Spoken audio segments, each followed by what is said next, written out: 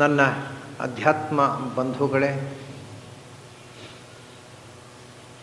ಅರ್ಜುನ ಕೃಷ್ಣನ ಮಹಿಮೆಯನ್ನು ಇನ್ನಷ್ಟು ಕೇಳಬೇಕು ಅಂತ ಹಿಂದೆ ಹೇಳಿದ್ದ ಕೃಷ್ಣ. ಅದನ್ನು ಕೇಳಿಕೊಂಡು ಆಮೇಲೆ ವಿಸ್ತರೇಣ ಆತ್ಮನೋ ಯೋಗಂ ವಿಭೂತಿಂಚ ಜನಾರ್ದನ ಭೂಯ ಏವ ಅದೇನೋ ಅವನು ಹೇಳ್ತಾನೆ, ವಿಸ್ತರೇಣ ಭೂಯಃ ಕಥಯ, ಮತ್ತೂ ಹೇಳು, ಇನ್ನೂ ಹೇಳು. ಏನನ್ನ? ವಿಸ್ತರೇಣ ಆತ್ಮನಃ ಯೋಗಂ ವಿಭೂತಿಂಚ ಜನಾರ್ದನ, ನಿನ್ನ ಯೋಗವನ್ನು ನಿನ್ನ ವಿಭೂತಿಯನ್ನು ಇನ್ನಷ್ಟು ಹೇಳು. ಯೋಗ ಅಂತಂದರೆ ಸಾಮರ್ಥ್ಯ, ಶಕ್ತಿ. ನಿನ್ನ ಸಾಮರ್ಥ್ಯದ ಬಗ್ಗೆ ನನಗೆ ಇನ್ನಷ್ಟು ಉಪಾಸನೆಗೆ ಉಪಯೋಗ ಬೀಳತಕ್ಕಂಥ ಇನ್ನಷ್ಟು ಸಂಗತಿಗಳನ್ನು ಹೇಳು. ಮತ್ತು ನಿನ್ನ ವಿಭೂತಿ ಅಂದರೆ ಒಂದೊಂದು ವಸ್ತುವಿನ ವೈಶಿಷ್ಟ್ಯವನ್ನು ಕೊಡತಕ್ಕ ಒಂದು ವಿಶಿಷ್ಟವಾದ, ಒಂದು ಗುಂಪಿನಲ್ಲಿ ವಿಶಿಷ್ಟ ಅಂತ ಗುರುತಿಸಬೇಕಾದಂಥ ವೈಶಿಷ್ಟ್ಯವನ್ನು ವಸ್ತುವಿಗೆ ಕೊಡುವ ನಿನ್ನ ವಿಶಿಷ್ಟ ರೂಪವನ್ನು, ಅದರಲ್ಲಿ ಇರತಕ್ಕಂಥ ರೂಪ, ಅದು ವಿಭೂತಿ. ನಿನ್ನ ಮಹಿಮೆಯನ್ನು, ನಿನ್ನ ಸಾಮರ್ಥ್ಯವನ್ನು ಮತ್ತು ನಿನ್ನ ವಿಶಿಷ್ಟವಾದ ವಿಭೂತಿ ರೂಪಗಳನ್ನು, ವಿವಿಧ ವಸ್ತುಗಳಲ್ಲಿ ಸನ್ನಿಹಿತವಾಗಿ 4 ಬಗೆಯ ವಿಭೂತಿ ರೂಪಗಳಿವೆ. ಒಂದು ವಿಭೂತಿ ರೂಪ ಅಂದರೆ ಸ್ವರೂಪ, ಭಗವಂತನೇ ವಿಶಿಷ್ಟ ರೂಪವನ್ನು ತೊಟ್ಟು ಭೂಮಿಗಿಳಿದು ಬರುವಂಥದ್ದು, ಭಗವಂತನ ರಾಮಕೃಷ್ಣಾದಿ ರೂಪಗಳು. ಇವು ಒಂದೊಂದು ಸಾಕ್ಷಾತ್ ವಿಭೂತಿ ರೂಪಗಳಿವೆ. ಆಮೇಲೆ ಇನ್ನೊಂದು ವಸ್ತುವಿನ ಒಳಗೆ ಸನ್ನಿಹಿತವಾಗಿ ಅದಕ್ಕೆ ಮಹತ್ವವನ್ನು, ವೈಶಿಷ್ಟ್ಯವನ್ನು ಕೊಡ್ತಕ್ಕಂಥ ರೂಪಗಳು ಮತ್ತೆ ಅವು ವಿಭೂತಿ ರೂಪಗಳು. ಅಂಥ ವಿಭೂತಿ ರೂಪಗಳು 3 ಥರ ಇರ್ತವೆ. ಒಂದು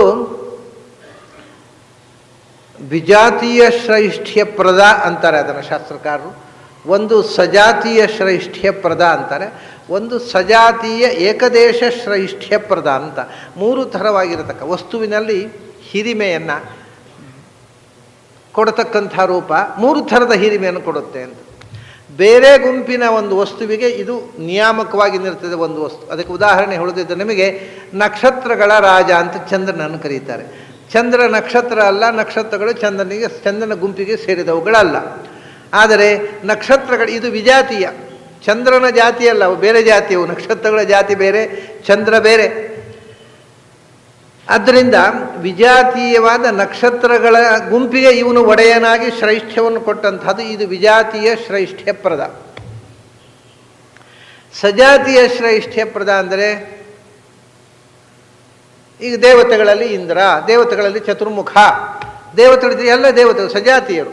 ದೇವತೆಗಳಲ್ಲಿ ಚತುರ್ಮುಖ ಶ್ರೇಷ್ಠ, ಬೆಳಕುಗಳಲ್ಲಿ ಸೂರ್ಯ ಶ್ರೇಷ್ಠ, ಇದೆಲ್ಲ ಸಜಾತೀಯ. ನಕ್ಷತ್ರಗಳಲ್ಲಿ ಚಂದ್ರ ಶ್ರೇಷ್ಠ ಅನ್ನೋದು ವಿಜಾತೀಯ. ಸಜಾತೀಯದ ಏಕದೇಶ ಶ್ರೇಷ್ಠವನ್ನು ಕೊಡ್ತಕ್ಕ ಕೆಲವು ರೂಪಗಳಿವೆ. ದೇವತೆಗಳಲ್ಲಿ ಬ್ರಹ್ಮ ಶ್ರೇಷ್ಠ ಅಂತ ಹೇಳಿದರೆ ಸಜಾತೀಯ ಎಲ್ಲದರಲ್ಲೂ ವೈಶಿಷ್ಟ್ಯ. ದೇವತೆಗಳಲ್ಲಿ ಇಂದ್ರ ಶ್ರೇಷ್ಠ ಅಂತ ಹೇಳ್ತಾರೆ. ಆವಾಗ ಸಜಾತೀಯ ಏಕದೇಶದಲ್ಲಿ ಪೂರ್ತಿ ದೇವತೆಗಳಲ್ಲ, ದೇವತೆಗಳ ಒಂದು ಗುಂಪಿಗೆ ಇಂದ್ರ ಶ್ರೇಷ್ಠನಾದ. ಹಾಗೆ ಪಾಂಡವರಲ್ಲಿ ಭೀಮಸೇನ ಶ್ರೇಷ್ಠ, ಅದು ಸಜಾತೀಯ ಪೂರ್ತಿ ಶ್ರೈಷ್ಠ್ಯಪ್ರದ. ಪಾಂಡವರಲ್ಲಿ ಅರ್ಜುನ ಶ್ರೇಷ್ಠ, ಏಕದೇಶ ಶ್ರೈಷ್ಠ್ಯಪ್ರದ. ಹೀಗೆ ಒಂದು ಗುಂಪಿನ ಸಜಾತೀಯವಾದ ಗುಂಪು ಇರಬಹುದು, ವಿಜಾತೀಯವಾದ ಗುಂಪಿರಬಹುದು, ಅದರಲ್ಲಿ ಶ್ರೈಷ್ಠ್ಯವನ್ನು ಕೊಡತಕ್ಕ 2 ರೂಪಗಳು. ಮತ್ತು ಸಜಾತೀಯವಾದ ಗುಂಪಿನಲ್ಲಿ ಒಂದು ಭಾಗದಲ್ಲಿ, ಒಂದು ಅಂಶದಲ್ಲಿ ಶ್ರೇಷ್ಠ್ಯವನ್ನು ಕೊಡತಕ್ಕಂಥದ್ದು. ಹೀಗೆ ವಿಭೂತಿ ರೂಪ ಇನ್ನೊಂದು ಕಡೆ ಸನ್ನಿಹಿತವಾದಂಥದ್ದು 3 ವಿಧ. ಒಂದು ಸ್ವಯಂ ಸರ್ವೋತ್ತಮವಾಗಿ ಅಭಿವ್ಯಕ್ತವಾಗತಕ್ಕಂಥ ಸ್ವರೂಪಭೂತ ಅವತಾರಗಳು. ಹೀಗೆ 4 ವಿಧವಾದ ವಿಭೂತಿ ರೂಪಗಳಿವೆ. ಆ 4 ವಿಧವಾದ ವಿಭೂತಿ ರೂಪಗಳನ್ನು ಕೂಡ ನಾನು ಉಪಾಸನೆಗೆ ಬಳಸುವುದನ್ನು ಹೇಗೆ ಬಳಸಬೇಕು. ಈ ವಿಭೂತಿ ರೂಪಗಳು ಅನಂತ ಭಗವಂತನದ್ದು, ಅದನ್ನೆಲ್ಲ ಉಪಾಸನೆ ಮಾಡಲಿಕ್ಕೆ ಸಾಧ್ಯ ಇಲ್ಲ. ಹಾಗಾದರೆ ಉಪಾಸನೆ ಮಾಡಬೇಕಾದಂಥ ವಿಭೂತಿ ರೂಪಗಳು ಕೆಲವೇ ಇರೋದು, ಅದನ್ನು ಉಪಾಸನೆ ಮಾಡಲಿಕ್ಕೆ ಸಾಧ್ಯ. ಹಾಗಾಗಿ ಭಗವದ್ ವಿಭೂತಿಯ ಉಪಾಸನೆಗೆ ನಾನು ಏನು ಮಾಡಬೇಕು, ಅದನ್ನು ವಿಸ್ತರೇಣ ಆತ್ಮನಃ ಯೋಗಂ ವಿಭೂತಿಂಚ, ನಿನ್ನ ಸಾಮರ್ಥ್ಯ ವಿಶೇಷವನ್ನು ನೀನು ವಿಭೂತಿ ರೂಪಗಳಿಂದ ತುಂಬಿ ಒಂದು ವಸ್ತುವಿಗೆ ಕೊಡ್ತಕ್ಕಂಥ ಹಿರಿಮೆ ವೈಶಿಷ್ಟ್ಯಗಳನ್ನು ಉಪಾಸನೆಗೆ ನಾನು ಮಾಡುವುದಕ್ಕೋಸ್ಕರ ನನಗೆ ವಿಸ್ತಾರವಾಗಿ ಹೇಳು. ಯಾಕೆಂದರೆ ನಾನು ನಿನ್ನ ಹತ್ರ ಕೇಳೋದು ಯಾಕೆ ಗೊತ್ತಾ, ನೀನು ಜನಾರ್ದನ, ನಿನ್ನನ್ನು ಜನಾರ್ದನ ಅಂತ ಶಾಸ್ತ್ರಕಾರರು ಕರೀತಾರೆ. ವಿಭೂತಿಂಚ ಜನಾರ್ದನ. ಜನಾರ್ದನ ಅಂತಂದರೆ ಮೂಲಭೂತವಾಗಿ ಅರ್ಥ ಅದಕ್ಕೆ ನಿಮಗೆ ಕೇಳಿದ ತಕ್ಷಣ ಆಗತಕ್ಕ ಅರ್ಥಗಳು 3. ಜನಾರ್ದನ ಅಂದರೆ ಜನರಿಗೆ ಅರ್ಧನ, ದುಃಖ ಕೊಡುವವ, ಜನರಿಗೆ ದುಃಖ ಕೊಡುವವ ಅಂತ. ಇದು ಒಂದು ಹೆಸರು. ದೇವರನ್ನು ನಾವು ಉಪಾಸನೆ ಮಾಡಲಿಕ್ಕೆ ಹೆಸರು. ಜನರಿಗೆ ದುಃಖ ಕೊಡುವವ ಅಂತ ನಾವು ಉಪಾಸನೆ ಮಾಡಬೇಕು ಅಂದರೆ, ಜನರು ಅಂತಂದರೆ ಈಗ ಜನಮೇಜಯ ಅಂತಿದೆ. ಜನಮೇಜಯ ರಾಜ. ಜನಮೇಜಯ ಅಂದರೆ ಏನು ಗೊತ್ತುಂಟ? ಜನರನ್ನು ನಡುಗಿಸುವವ ಅಂತ, ಅದೊಂದು ಹೆಸರು. ಭಯದಿಂದ ನಡುಗಿಸುವಂಥವನು ಜನರನ್ನು. ಹಾಗಾದರೆ ಜನರು ಅಂದರೆ ದುರ್ಜನರು ಅಂತಲೇ ಅರ್ಥ ನಮಗೆ. ಸಜ್ಜನರಿಗೆ ಜನರು ಅಂತ ಹೇಳೋದಿಲ್ಲ. ನಾವು ದುರ್ಜನರನ್ನೇ ಒಂದು ಜನ, ಅವನೊಂದು ಜನ. ಯಾಕೆಂದರೆ ಅವನು ದುರ್ಜನ. ಆದ್ದರಿಂದ ಜನ ಅಂದರೆ ದುಷ್ಟ ಜನಾನ್ನ ಅರ್ಧಯತೀತಿ ಜನಾರ್ದನ. ದುಷ್ಟ ಜನರಿಗೆ ದುಃಖ ಕೊಡುವವನು. ಎಲ್ಲಿ ದುಃಖ ಕೊಡುವವನು ಅಂತ ಬಂದರೆ ಅರ್ಧನ ಅನ್ನೋದಕ್ಕೆ ಇನ್ನೊಂದು ಅರ್ಥ ಇದೆ. ಅರ್ಧ ಯಾಜ್ಞಾಯಾಂತ, ನಾವು ಅರ್ಥನ ಅಂತ ಹೇಳ್ತೇವೆ. ಆ ಅರ್ಥದಲ್ಲಿ ಅರ್ಧನ ಇದೆ. ಜನರಿಂದ ಪ್ರಾರ್ಥಿಸಲ್ಪಡುವವನು. ಆವಾಗ ಜನರು ಅಂದರೆ ಸಜ್ಜನರು. ಸಜ್ಜನರಿಂದ ಪ್ರಾರ್ಥಿಸಲ್ಪಡುವವನು, ದುರ್ಜನರಿಗೆ ದುಃಖ ಕೊಡುವವನು. ಅದರಿಂದ 2 ಥರದ ಜನರಿಗೂ 2 ಕ್ರಿಯೆ ಮಾಡುವನಾದ್ದರಿಂದ ಅವನು ಜನಾರ್ದನ ಅಂತ ಕರೀತೇವೆ. ಇದು ಸ್ಥೂಲವಾದ ಅರ್ಥ. ಇದಕ್ಕಿಂತ ಸ್ವಲ್ಪ ಮುಂದೆ ಹೋದರೆ ನೀನು ಜನ, ನೀನು ಅರ್ಧನ. ಯಾಕೆ?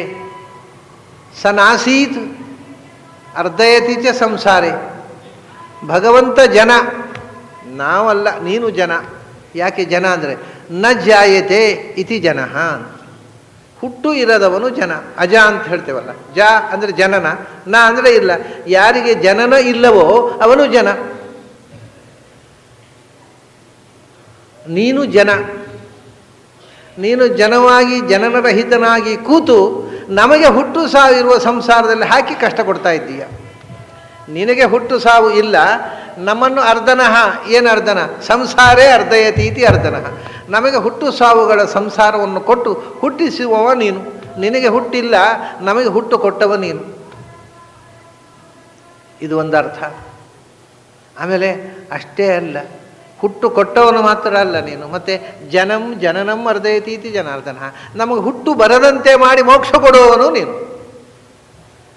ಹಾಗಾಗಿ ನಾನು ನಿನ್ನ ಹತ್ರ ಯಾಕೆ ಹೇಳ್ತಾ ಇದ್ದೇನೆ ಅಂದರೆ, ಈ ವಿಭೂತಿ ಉಪಾಸನೆ ಮಾಡಿದವರಿಗೆ ಅರ್ಧನಃ, ಸಂಸಾರ ಕೊಟ್ಟವರು ಕೊಡುವವನು ನೀನೇ.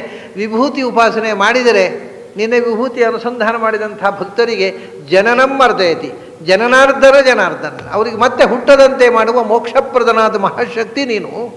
ಅದಕ್ಕೋಸ್ಕರ ನಿನ್ನ ಹತ್ರ ಇದನ್ನು ಕೇಳ್ತಾ ಇದ್ದೇನೆ.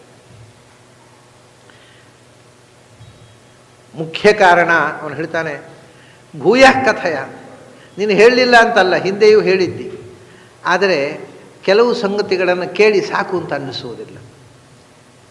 ನಾವು ಎಷ್ಟೇ ರುಚಿಯಾದ ತಿಂಡಿ ತಿನಿಸು ಇರಬಹುದು, ನಮಗೆ ಬಹಳ ಇಷ್ಟವಾದ ತಿಂಡಿಯೇ ಇರಬಹುದು, ಆದರೆ ಎಷ್ಟು ತಿನ್ನಬಹುದು? ಹೊಟ್ಟೆ ತುಂಬಿದ ಮೇಲೆ ಮತ್ತು ಒತ್ತಾಯ ಮಾಡಿ ಹಾಕಿದರೆ ಸಿಟ್ಟು ಬರಲಿಕ್ಕೆ ಶುರುವಾಗುತ್ತೆ. ಆಗೋಲ್ಲ, ತಿನ್ನಲಿಕ್ಕೆ ಆಗೋಲ್ಲ. ಹೊಟ್ಟೆಗೆ ಅದಕ್ಕೆ ಒಂದು ಲಿಮಿಟ್ ಇದೆ. ಅದಕ್ಕಿಂತ ಹೆಚ್ಚು ಎಷ್ಟು ಇಷ್ಟವಾದ ನಾವು ತಗೊಳ್ಳೋದಿಲ್ಲ, ರಿಜೆಕ್ಟ್ ಮಾಡ್ತದೆ. ಆದರೆ ತಲೆ ಹಾಗಲ್ಲ, ಅದಕ್ಕೆ ಅಜೀರ್ಣ ಆಗೋದು ಅಂತಿಲ್ಲ. ಅಂದರೆ ತಲೆ ಇರಬೇಕು, ಕೆಲವರಿಗೆ ಇರೋದೇ ಇಲ್ಲ, ಇರೋದ್ರಿಂದ ಒಳಗೆ ಹೋಗೋದೇ ಇಲ್ಲ. ಅದು ಹೋಗದೇ ಇದ್ದವರಿಗೆ ಅಜೀರ್ಣವೂ ಇಲ್ಲ, ಜೀರ್ಣವೂ ಇಲ್ಲ. ಯಾರಿಗೆ ಜೀರ್ಣ ಆಗುತ್ತೋ ಅವ್ರಿಗೆ ಜೀರ್ಣವೇ ಆಗೋದು, ಅಜೀರ್ಣ ಆಗೋದು ಅಂತಿಲ್ಲ. ಎಷ್ಟು ಹೇಗೆ ಅದರ ಭೂಯಃ ಕಥೆಯ, ಇನ್ನಷ್ಟು ಕೊಡು, ಎಷ್ಟು ಕೊಟ್ಟರು ನಾನು ಜೀರ್ಣಿಸಿಕೊಳ್ತೇನೆ, ನನಗೆ ಅಜೀರ್ಣ ಆಗೋದಿಲ್ಲ ಅಂತ. ಅದರ ರುಚಿ ಹಿಡಿದು ಬಿಟ್ಟರೆ ಏನು ರುಚಿಯಯ್ಯ ಅದು. ಅದನ್ನು ಸ್ವೀಕರಿಸಿದಷ್ಟು ಆನಂದ. ಹೊಟ್ಟೆ ತುಂಬಿದ ಹಾಗೆ ಇದು ತಲೆ, ಹೊಟ್ಟೆ ಉಬ್ಬರಿಸಿದ ಹಾಗೆ ತಲೆ ಉಬ್ಬರಿಸುವುದಿಲ್ಲ. ಮತ್ತಷ್ಟು ಖುಷಿ. ಭೂಯಃ ಕಥೆಯ. ಯಾಕೆ? ತೃಪ್ತಿರ್ಹಿ ಶೃಣ್ವತೋ ನಾಸ್ತಿ ಮೇ ಅಮೃತಂ. ಯಾಕೆಂದರೆ ನಾನು ಅಮೃತಪಾನ ಮಾಡ್ತಾ ಇದ್ದೇನೆ. ಅಮೃತಪಾನ ಮಾಡುವವರಿಗೆ ಸಾಕು ಅಂತ ಅನ್ನಿಸುವಂಥ ಒಂದು ಕರ್ಮ ಇಲ್ಲ. ಬಾಯಿಯಿಂದ ಪಾನ ಅಲ್ಲ ಇದು. ಬಾಯಿಯಿಂದ ಪಾನ ಮಾಡಿದ್ರೆ ಹೊಟ್ಟೆಗೆ ಹೋಗುತ್ತೆ, ಕಿವಿಯಿಂದ ಪಾನ ಮಾಡಿದ್ರೆ ತಲೆಗೆ ಹೋಗುತ್ತೆ. ಇದು ಕಿವಿಯ ಶ್ರವಣಾಂಜಲಿ ಪುಟ ಪೇಯಂ ಅಂತ ಹೇಳ್ತಾರೆ ಕವಿಗಳು. ಕಿವಿ ಬೊಗಸೆಯಿಂದ ಕುಡಿಯುವಂಥ ಅಮೃತ. ಈ ಅಮೃತಪಾನ ಮಾಡಿದಾಗ ಸಾಕೆನಿಸುವುದಿಲ್ಲ, ಅದು ಹೊಟ್ಟೆ ಉಬ್ಬರಿಸುವುದೂ ಇಲ್ಲ, ಅಜೀರ್ಣ ಆಗುವುದೂ ಇಲ್ಲ. ಇದು ಕೇಳಿದಷ್ಟು ಇನ್ನೂ ಕೇಳಬೇಕು. ತೃಪ್ತಿ ಆಗುವುದೇ ಇಲ್ಲ, ಮತ್ತು ಬೇಕು. ತೃಪ್ತಿ ಆಗುವುದಿಲ್ಲ ಅಂದರೆ ಸಾಕು ಅಂತ ಅನ್ನಿಸುವುದಿಲ್ಲ ಅಂತ ಅರ್ಥ. ತೃಪ್ತಿ ಆಯಿತು ಅಂದರೆ, ಇವಾಗ ಒಳ್ಳೆ ತೃಪ್ತಿ ಆಯಿತು ಅಂದರೆ, ತೃಪ್ತಿ ಆಯಿತು, ನೀವು ಒಳ್ಳೆ ಊಟ ಹಾಕಿದ್ರಿ, ತೃಪ್ತಿ ಆಯ್ತಪ್ಪ, ದೇವತೆಗಳು ಸಂತುಷ್ಟರಾದರು, ದೇವರು ಒಳ್ಳೇದು ಮಾಡಿ, ತೃಪ್ತಿ ಆಯಿತು ಅಂದರೆ ಏನು? ಹೊಟ್ಟೆ ತುಂಬಿತು ಅಂತ ಅರ್ಥ ಅಷ್ಟೇ, ಇನ್ನೇನಿಲ್ಲ. ತೃಪ್ತಿ ಆಯಿತು ಅಂದರೆ ಇನ್ನೂ ಒಳಗೆ ಹೋಗ್ಲಿಕ್ಕೆ ಜಾಗ ಇಲ್ಲ ಅಂತ. ಹೌಸ್ಫುಲ್, ಬ್ರಿಮ್ಫುಲ್ ಅಂತ ಹೇಳ್ತೇವೆ. ಹಾಗೆ ಬ್ರಿಮ್ಫುಲ್, ಕಂಠಮಠ, ಬೆಂಗಾಲಿಯಲ್ಲಿ ಗೊಳಪುರ್ಜಂತು ಅಂತಾರೆ ಅವರು. ಗೊಳಪುರ್ಜಂತು ಅಂದರೆ ಗಲ ಅಂದರೆ ಕಂಠ, ಕಂಠದ ತನಕ ಅಂದರೆ ಅವರಿಗೆ ಗೊಳಬರ್ಜಂತು ಅಂದರೆ ಬಂಗಾಲಿ ಆಯ್ತು ಅಷ್ಟೇ, ಎಲ್ಲ ಒಂದೇ ಅರ್ಥ. ಕಂಠಮಠ, ಕಂಠಪೂರ್ತಿ ತಿಂದೆವು, ಇನ್ನು ಮೇಲೆ ಇನ್ನು ಬಾಯಿಯಿಂದ ಒಳಗೆ ಹೋಗುವುದಿಲ್ಲ, ಮೇಲೆ ಹೋಗಬೇಕಷ್ಟೆ. ಇದು ತೃಪ್ತಿ. ತೃಪ್ತಿರಿಹಿ ನಾಸ್ತಿ ಶೃಣ್ವತೋ ನಾಸ್ತಿ ಮೇ ಅಮೃತಂ. ಯಾಕೆಂದರೆ ಇದು ಅಮೃತ. ಇದು ಎಂತಹ ಅಮೃತ ಅಂದರೆ, ಇದು ಅಮೃತತ್ವ ಕೊಡುವ ಅಮೃತ, ಮೋಕ್ಷಪ್ರದವಾದಂತಹ ಅಮೃತ. ನಮ್ಮನ್ನು ಹುಟ್ಟು ಸಾವುಗಳ ಸುಡಿಯಲ್ಲಿ ಸಿಗದಂತೆ ಮಾಡುವ, ನಮ್ಮನ್ನು ಅಮೃತರನ್ನಾಗಿ ಮಾಡುವಂತಹ ಮಾತಿದು. ಇದು ಅಮೃತ ಅಲ್ಲೇನು? ನಾವು ದೇವತೆಗಳು ಸಮುದ್ರ ಮಥನ ಮಾಡಿ ಬಂದ ಅಂತಹ ಅಮೃತ ಅಂತ ಹೇಳ್ತಾರೆ. ಅದು ಎಂತಹ ಅಮೃತ? ಅದು ಕುಡಿದ್ರೆ ಪಕ್ಕ ಸಾಯೋದಿಲ್ಲ ಅಂತ. ನಿಧಾನವಾಗಿ, ಈ ಸ್ಲೋ ಪಾಯ್ಸನಿಂಗ್, ಅದು ನಿಧಾನವಾಗಿ ಸಾಯೋದು, ನಮ್ಮಷ್ಟು ಬೇಗ ಸಾಯೋದಿಲ್ಲ ಅಂತ. ಇದು ಹಾಗಲ್ಲ, ಇದು ನಿಜವಾದ ಅಮೃತ. ಯಾಕಂದರೆ ಇದನ್ನು ಕುಡಿದವರಿಗೆ ಸಾವೇ ಇಲ್ಲ. ಆ ಅಮೃತ ಕುಡಿದವರು ಪಕ್ಕ ಸಾಯೋದಿಲ್ಲ ಅಂತ. ಫಜೀತಿ ಅದು, ಸಾಯಬೇಕು ಅಂತ ಕಂಡ್ರೂ ಸಾಯ್ಲಿಕ್ಕಿಲ್ಲ. ಅಮೃತ ಕುಡಿದು ಬಿಟ್ಟಿದ್ದೇನಪ್ಪ, ಏನು ಮಾಡೋದೋ ಗೊತ್ತಿಲ್ಲ, ಸಾಯ್ಲಿಕ್ಕಾಗೋಲ್ಲ ಅಂತ. ಅದು ಸಾಯಬೇಕು ಅಂದರೂ ಸಾಯ್ಲಿಕ್ಕಾಗೋಲ್ಲ. ಅಮೃತಪಾನ ಅನ್ನೋದು ಅವ್ರನ್ನ ಸಾಯದಂತೆ ತಡೀತದೆ. ಯುದ್ಧದಲ್ಲಿ ಸೋಲ್ತಾರೆ, ಯುದ್ಧದಲ್ಲಿ ಸೋತರೂ ಕೂಡ ಸಾಯುವಾಗಿಲ್ಲ, ಪರಾಭವದಿಂದ ಬತ್ತು ಬದುಕಬೇಕು.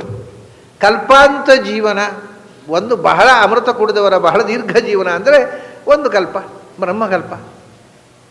31,104,000 ಕೋಟಿ ಅಷ್ಟೇ. ಅದರ ಆದಮೇಲೆ ಸಾಯಲೇಬೇಕು.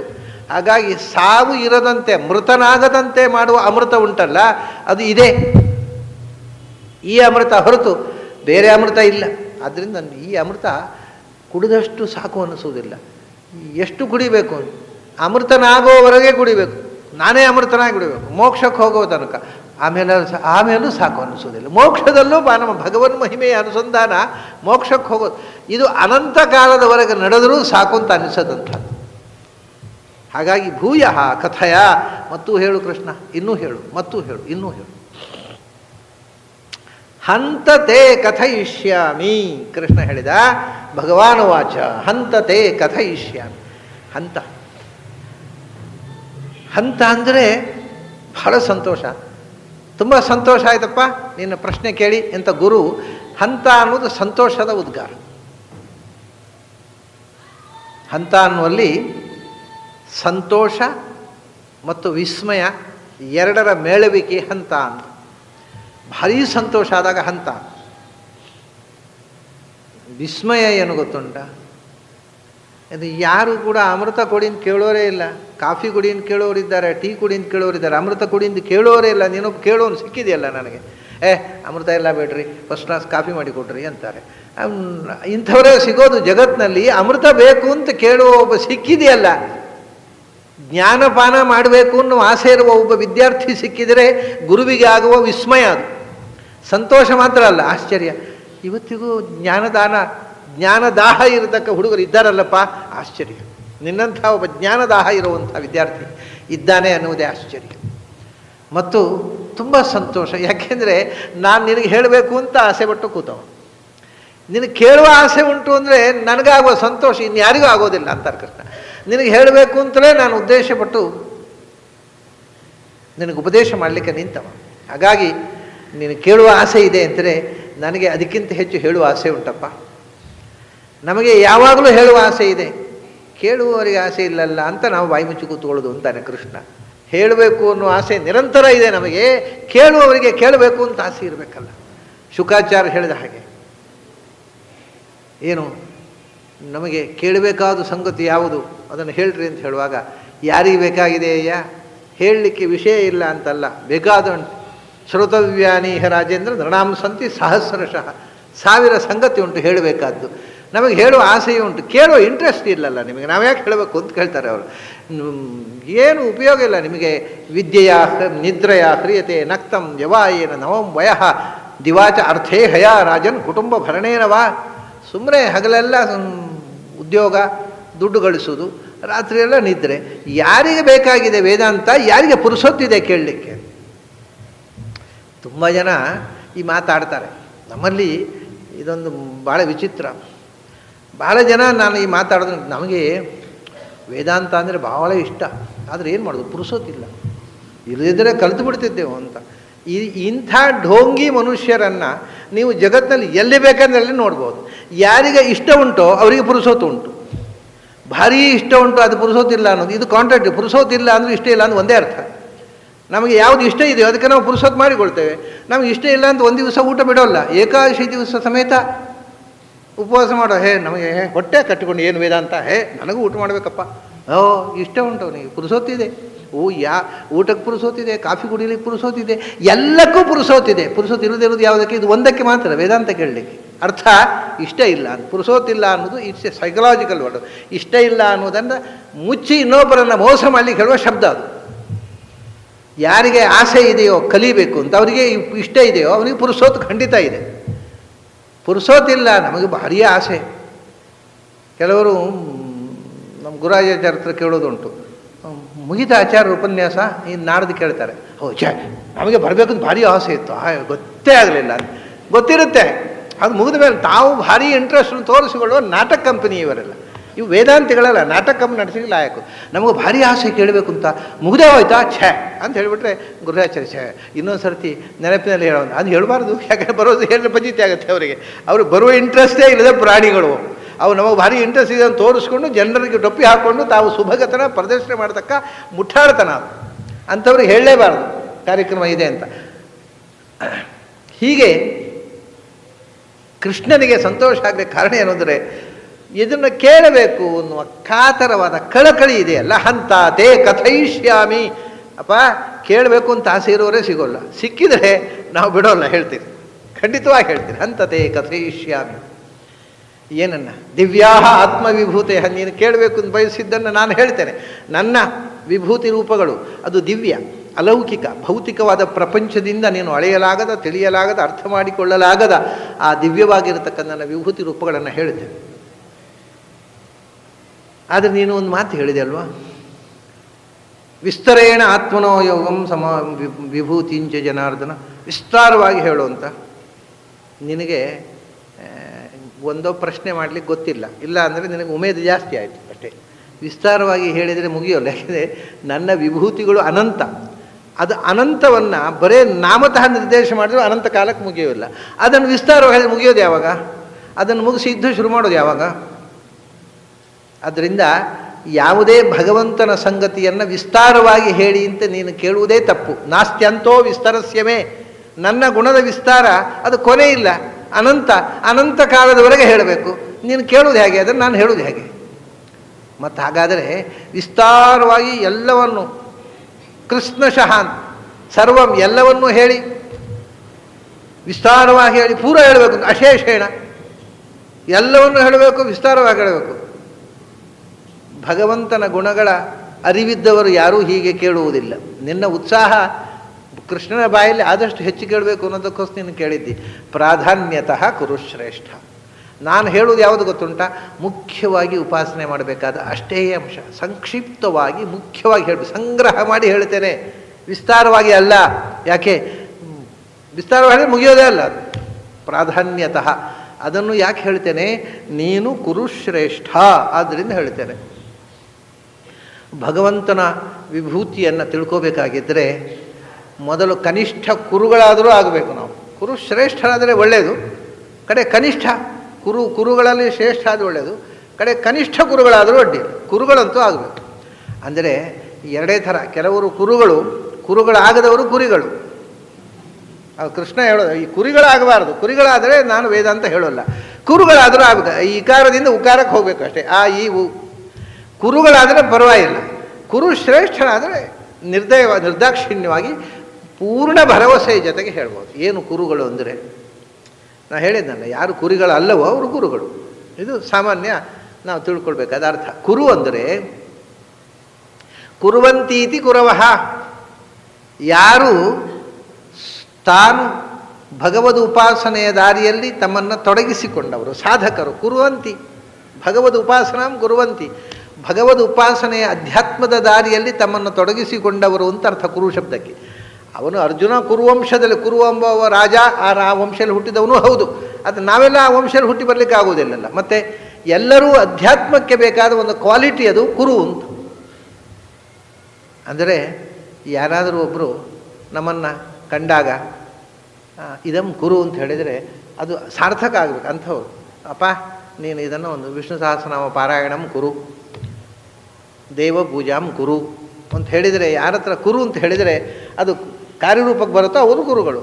ನೀವು ಬೇಕಾದ್ರೆ ಹೇಳ್ತೀರಿ ನಮಗೆ ಪುರುಸೋದಿಲ್ಲರಿ ಅಂದವರು ಕುರುಗಳಲ್ಲ. ಯಾರು ಕುರುವಂತಿ, ದೊಡ್ಡವರು ಹೇಳಿದ್ದನ್ನು ಮಾಡುವವರು, ಒಳ್ಳೆಯ ದಾರಿಯಲ್ಲಿ ನಡೆಯುವವರು, ಅಧ್ಯಾತ್ಮದ ಸಾಧನೆಗೆ ತನ್ನನ್ನು ತೊಡಗಿಸಿಕೊಂಡವರು ಕುರುಗಳು. ನೀನು ಅಧ್ಯಾತ್ಮ ಸಾಧಕರಲ್ಲೇ ಶ್ರೇಷ್ಠ, ಅದರಲ್ಲೇ ಬಹಳ ಎತ್ತರಕ್ಕೇರಿದವ. ನಿನಗಂತೂ ಹೇಳುವುದರಲ್ಲಿ ಪ್ರಶ್ನೆಯೇ ಇಲ್ಲ. ಯಾರು ಅಧ್ಯಾತ್ಮ ಸಾಧನೆಯಲ್ಲಿ ಕಳಕಳಿ ಇದೆ ಅವರಿಗೆ ಯಾರಿಗೂ ಹೇಳಬಹುದು. ಕುರುಶ್ರೇಷ್ಠರು ಅಂತೂ ಶ್ರೋತೃಶ್ರೇಷ್ಠರು. ನಿನಗೆ ಖಂಡಿತವಾಗಿ ಹೇಳ್ತೇನೆ, ಪ್ರಾಧಾನ್ಯತಃ ಕುರುಶ್ರೇಷ್ಠ ನಾಸ್ತ್ಯಂತೋ ವಿಸ್ತರಸ್ಯ ಮೇ. ಮೊದಲು ಒಂದು ತಿಳ್ಕೋ, ನನ್ನ ವಿಭೂತಿ ರೂಪ ಎಲ್ಲಿದೆ. ನನ್ನ ವಿಭೂತಿ ರೂಪ ಎಲ್ಲಿದೆ ಅಂತಲ್ಲ ನೀನು ಕೇಳೋದು, ಮತ್ತು ನನ್ನ ವಿಭೂತಿ ರೂಪ ಎಲ್ಲಿ ಇಲ್ಲ ಹೇಳು. ಎಲ್ಲ ಕಡೆ ಇದೆ. ಯಾಕೆ? ಅಹಮಾತ್ಮ ಗುಡಾಕೇಶ ಸರ್ವಭೂತಾಶಯ ಸ್ಥಿತ ಅಹಮಾದಿಶ್ಚ ಮಧ್ಯಂಚ ಭೂತಾನಾಂ ಅಂತ ಏವ ಚ.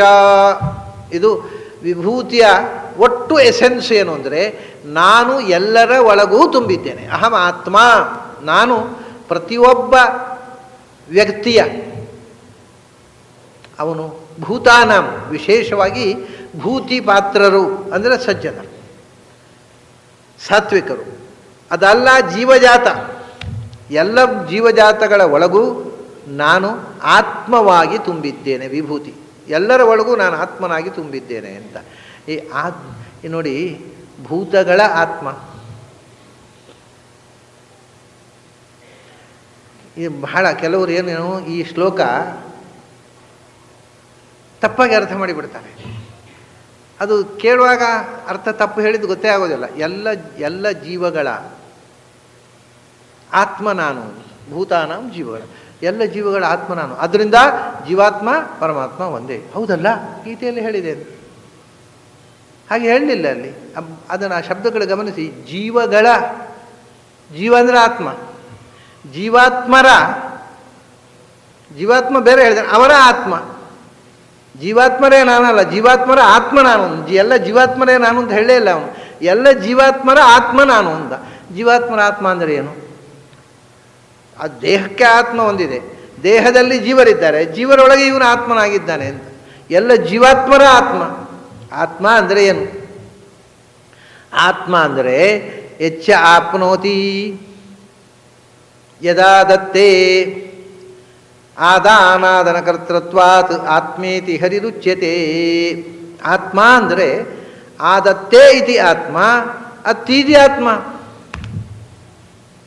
ಇದು ಆತ್ಮ ಅಂದರೆ ಒಳಗೆ ಕೂತು ಅವನನ್ನು ಆತ್ಮೀಯತ್ವೇನ ಸ್ವೀಕಾರ ಮಾಡಿ ಅವನ ನಿಯಂತ್ರಣಕ್ಕೋಸ್ಕರ ಒಳಗೆ. ಆಪ್ನೋತೀತಿ ಆತ್ಮ. ಯಾವ ಧಾತು ಬೇಕಾದ್ರೆ ತಗೊಳ್ಳಿ. ಒಳಗೆ ಏಷತೆ ಆತ್ಮ ಅಂತರ್ಯಾಮಿ ಅಮೃತಃ. ಅಮೃತನಾಗಬೇಕಾದ್ರೆ ತಿಳಿಯಬೇಕಾದವ ಅವನು ಅಮೃತ, ಅವನು ಆತ್ಮ. ಆತ್ಮ ಅಂದರೆ ಏನು? ಅಂತರ್ಯಾಮಿ. ನಿನ್ನ ಒಳಗೆ ಅಂತರ್ಯಾಮಿಯಾಗಿರುವವನು. ಆಪ್ನೋತಿ, ಅಂತರ್ಯಾಮಿತ್ವೇನ ಅಂತಹ ವ್ಯಾಪ್ನೋತೀತಿ ಆತ್ಮ. ನಿನ್ನೊಳಗೆ ಅಂತರ್ಯಾಮಿಯಾಗಿರ್ತಕ್ಕಂಥ ಭಗವಂತ. ನಾನು ಈ ಮೊದಲು ಹೇಳಿದ್ದೆ, ಇದು ಬೃಹದಾರಣ್ಯಕೋಪನಿಷತ್ನಲ್ಲಿ ಬಂದ ಮಾತು. ಏಷತೆ ಆತ್ಮ ಅಂತರ್ಯಾಮಿ ಅಮೃತಃ ಅಂತ ಬೃಹದಾರಣ್ಯಕೋಪನಿಷತ್ನಲ್ಲಿ ಬಂದ ಮಾತು. ಅಲ್ಲಿ ಯಾವುದೂ ಇಲ್ಲ, ನಿನ್ನ ಅಂತರ್ಯಾಮಿಯಾಗಿ ಆತ್ಮ ಇದ್ದಾನೆ ಅಂತ ಇಷ್ಟು ಹೇಳಿದೆ. ಏನೂ ಅರ್ಥ ಮಾಡಬಹುದಲ್ವಾ? ಆಚಾರ್ಯ ಶಂಕರರು ಭಾಷ್ಯ ಬರೀತಾರೆ. ಏಷತೆ ಆತ್ಮ ಅಂತರ್ಯಾಮಿ ನಾರಾಯಣ ಇತ್ಯರ್ಥ ಅಂತ. ನಿನ್ನೊಳಗೆ ಅಂತರ್ಯಾಮಿಯಾಗಿರತಕ್ಕವನು ಅಂದರೆ ನಾರಾಯಣ ಅಂತರ್ಥ. ಇದು ಯಾರು ವೈಷ್ಣವರು ಬರೆದದ್ದಲ್ಲ, ಶಂಕರಾಚಾರ್ಯರು ವೈಷ್ಣವರೇ, ಅದು ಬೇರೆ ವಿಷಯ. ನಮ್ಮಲ್ಲಿ ವೈಷ್ಣವರು ಸ್ಮಾರ್ತರು ಅಂತ ಒಂದು ಎರಡು ಸುಮ್ಮನೆ ಅರ್ಥಶೂನ್ಯವಾದ ಎರಡು ಶಬ್ದಗಳು ಬಳಕೆಯಲ್ಲಿದೆ. ಸ್ಮಾರ್ತರು ವೈಷ್ಣವರೇ, ವೈಷ್ಣವರು ಸ್ಮಾರ್ತರೆ, ಇದು ಎರಡು ಭಿನ್ನ ಶಬ್ದಗಳು. ಯಾಕೆಂದರೆ ಸ್ಮಾರ್ತರು ಅಂದರೆ ಸ್ಮೃತಿಗೆ ಧರ್ಮಶಾಸ್ತ್ರ ಹೇಳಿದ ಕರ್ಮಾಚರಣೆ ಮಾಡುವವರು ಅಂತ. ಮತ್ತು ನಾವು ವೈಷ್ಣವರು ಮಾಡೋದಿಲ್ಲ, ಏನು ಧರ್ಮಶಾಸ್ತ್ರ ಸ್ಮೃತಿಯಲ್ಲಿ ಹೇಳಿರ್ತಕ್ಕಂಥ ಮನುಸ್ಮೃತಿ, ಪರಾಶರ ಸ್ಮೃತಿ ಇದನ್ನೆಲ್ಲ ಕೋಟ್ ಮಾಡಿ ಆಚರಣೆ ಮಾಡ್ತಾರೋ ಇಲ್ಲೋ. ಹಾಗಾದರೆ ವೈಷ್ಣವರು ಸ್ಮಾರ್ತರೆ. ಸ್ಮಾರ್ತರು ಅಂದರೆ ಸ್ಮೃತಿಯಲ್ಲಿ ಹೇಳಿದ ಧರ್ಮವನ್ನು ಆಚರಣೆ ಮಾಡುವವರು, ಮನ್ವಾದಿ ಸ್ಮೃತಿಗಳಲ್ಲಿ ಹೇಳಿದ ಧರ್ಮವನ್ನು. ಅದರಿಂದ ವೈಷ್ಣವರು ಸ್ಮಾರ್ತರೆ. ಸ್ಮಾರ್ತರು ಅಂದರೆ ನೀವು ಯಾರನ್ನು ಹೇಳ್ತೀರ ಅವರು ವೈಷ್ಣವರೇ. ಅಂದರೆ ಶಂಕರಾಚಾರ್ಯರು ಪರಮ ವೈಷ್ಣವರು. ಅವರು ಎಲ್ಲಿಯೂ ಕೂಡ ವಿಷ್ಣು ಪಾರಮ್ಯಕ್ಕೆ ವಿರೋಧವಾಗತಕ್ಕಂಥ ಮಾತನ್ನು ಅವರ ಇಡೀ ಗ್ರಂಥದಲ್ಲಿ, ಶಂಕರಾಚಾರ್ಯ ಗ್ರಂಥ ಅಂತ ಇವತ್ತು ಉಪಲಬ್ಧವಾಗುವ ಯಾವ ಗ್ರಂಥದಲ್ಲೂ ಹೇಳಲಿಲ್ಲ. ನೋಡಿ, ಇದೇ ಉದಾಹರಣೆ. ಏಷತೆ ಆತ್ಮ ಅಂತರ್ಯಾಮಿ ಅಮೃತಃ, ನಿನ್ನ ಅಂತರ್ಯಾಮಿಯಾಗಿರ್ತಕ್ಕಂಥ ಆತ್ಮ ಪರಮಾತ್ಮ ಅಂದರೆ ನಾರಾಯಣ. ಹಾಗೆ ಬರಿಬೇಕಾಗಿರಲಿಲ್ಲ. ಏನು ಬರಿಬೋದು? ಶಿವ ಅಂತ ಬರಿಬೋದು, ಗಣಪತಿ ಅಂತ ಏನು ಬರಿಬೋದು, ಅಲ್ಲಿ ಯಾವ ಶಬ್ದವೂ ಇಲ್ಲ. ನಾರಾಯಣ ಇತ್ಯರ್ಥ ಅಂತ. ಆಮೇಲೆ ಇನ್ನು ನಿಮಗೆ ಅನೇಕ ಬಾರಿ ಹೇಳಿದ್ದೇನೆ, ನೆನಪಿಗೋಸ್ಕರ ಈಶ್ವರ ಸರ್ವಭೂತಾನಾಂ ಇಲ್ಲೇ ಬರುತ್ತೆ, ಗೀತೆಯಲ್ಲೇ ಬರುವಂಥದ್ದು. ಈಶ್ವರ ಸರ್ವಭೂತಾನಾಂ ಹೃದ್ದೇಶ, ಇಲ್ಲಿ ಅಹಮಾತ್ಮ ಗುಡಾಕೇಶ, ಇಲ್ಲಿ ನಾನು ಅಂತ ಹೇಳಿದ. ಇನ್ನೊಂದು ಕಡೆ ಎಲ್ಲರ ಹೃದಯದಲ್ಲೂ ನಾನು ನೆಲೆಸಿದ್ದೇನೆ ಅಂತ ಇಲ್ಲಿ ಹೇಳಿದರೆ, ಎಲ್ಲರ ಹೃದಯದಲ್ಲೂ ಈಶ್ವರ ನೆಲೆಸಿದ್ದಾನೆ ಅಂತ. ಈಶ್ವರ ಸರ್ವಭೂತಾನಾಂ ಹೃದ್ದೇಶೇ ಅರ್ಜುನ ತಿಷ್ಠತಿ, ಎಲ್ಲರ ಹೃದಯದಲ್ಲೂ ಈಶ್ವರ ನೆಲೆಸಿದ್ದಾನೆ. ಅಲ್ಲೇ ಆದರೆ ಈಶ್ವರ ಶಿವ ಅಂತ ಬರಿಬೋದಿತ್ತ? ಪ್ರಸಿದ್ಧ ಈಶ್ವರ ಶಬ್ದ ಶಿವ ಅಂತ ಬರೆದರೆ ಯಾರೂ ಆಕ್ಷೇಪ ಮಾಡುವ ಹಾಗಿಲ್ಲ, ಕೋಶ ಪ್ರಸಿದ್ಧ.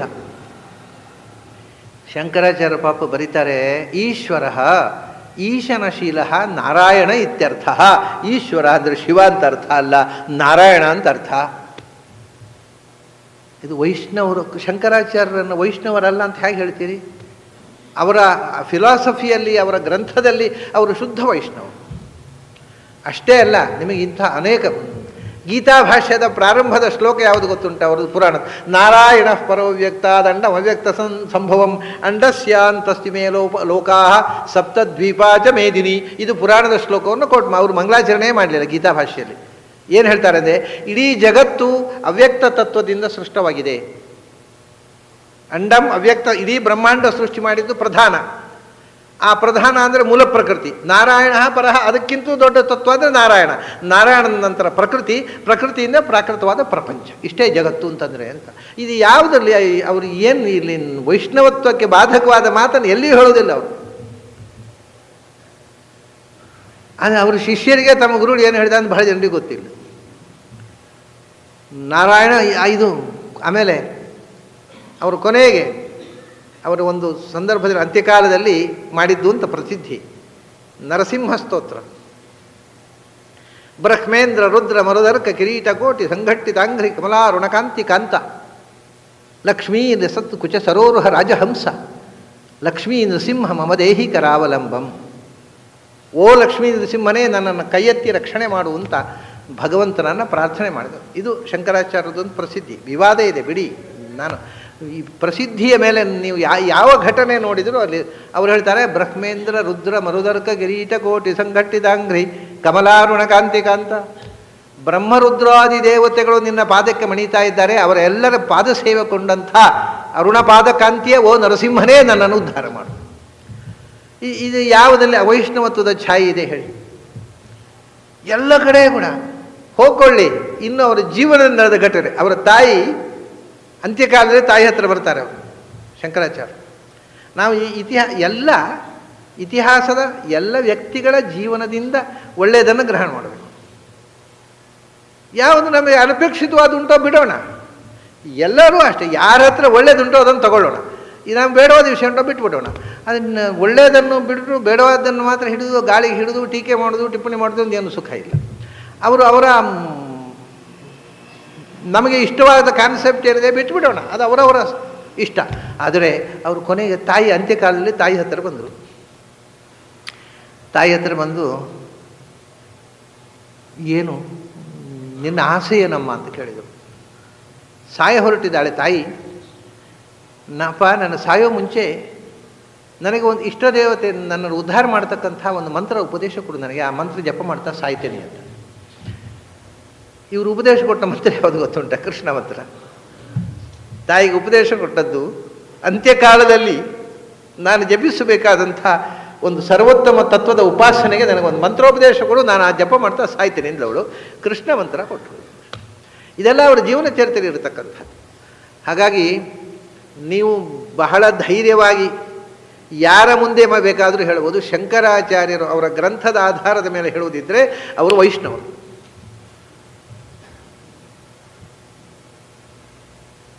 ಮತ್ತು ಇನ್ನೊಂದೇನು ಗೊತ್ತುಂಟ?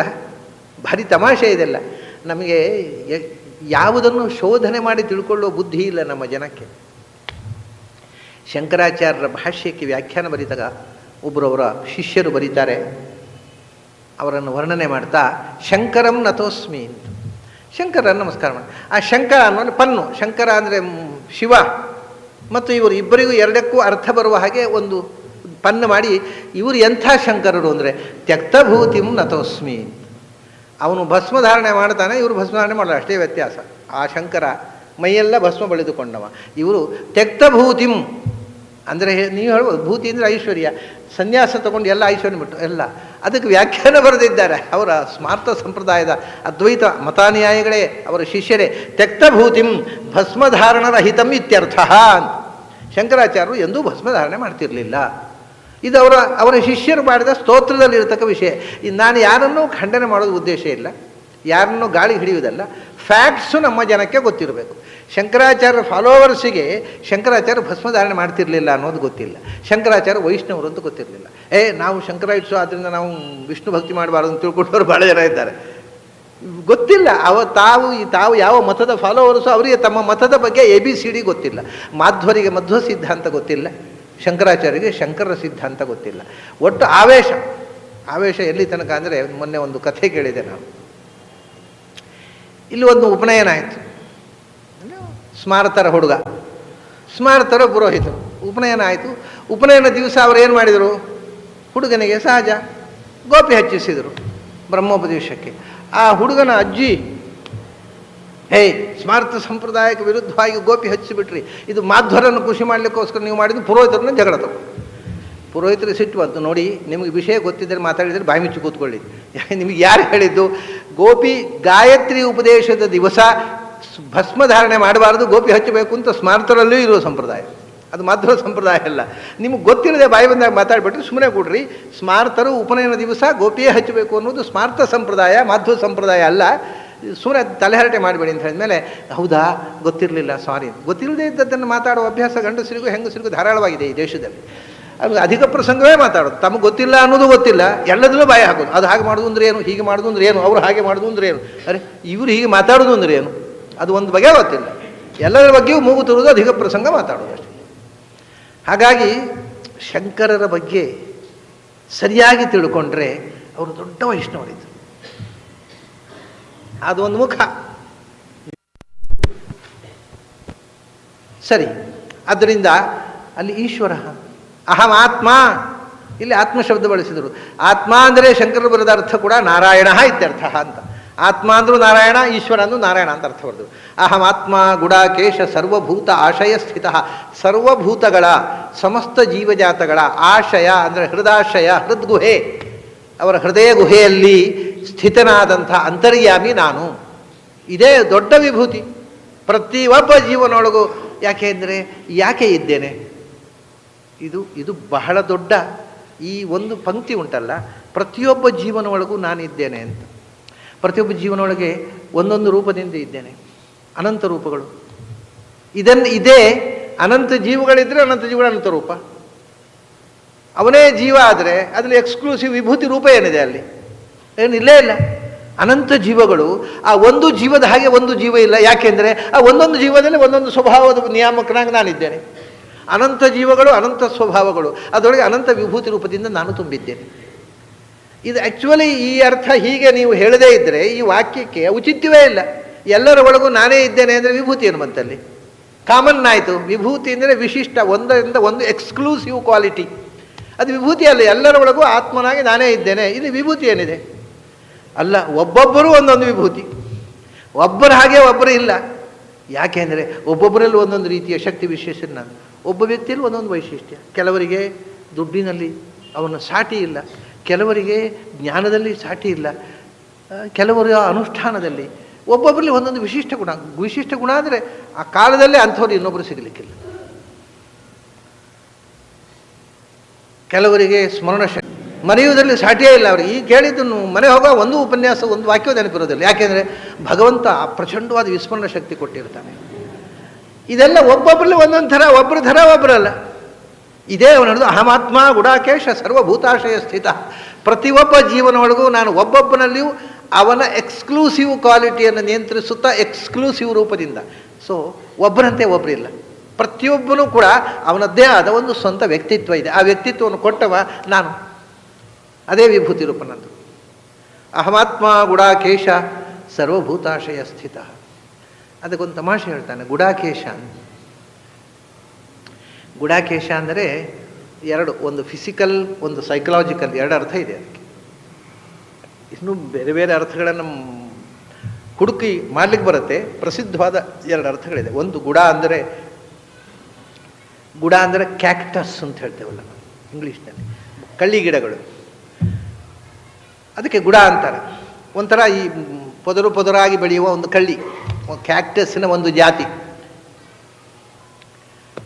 ಆ ಪೊದರಾಗಿ ಬೆಳೆಯುವ ಕ್ಯಾಕ್ಟಸ್ಸಿನಂತೆ ಕೇಶವುಳ್ಳವ.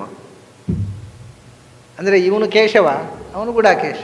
ಇವನು ಭಾರಿ ಉಂಗುರು ಕೂದಲಿನ ಚಂದದ ಹುಡುಗ, ಕೃಷ್ಣ ಅಂದರೆ ಸುಂದರ.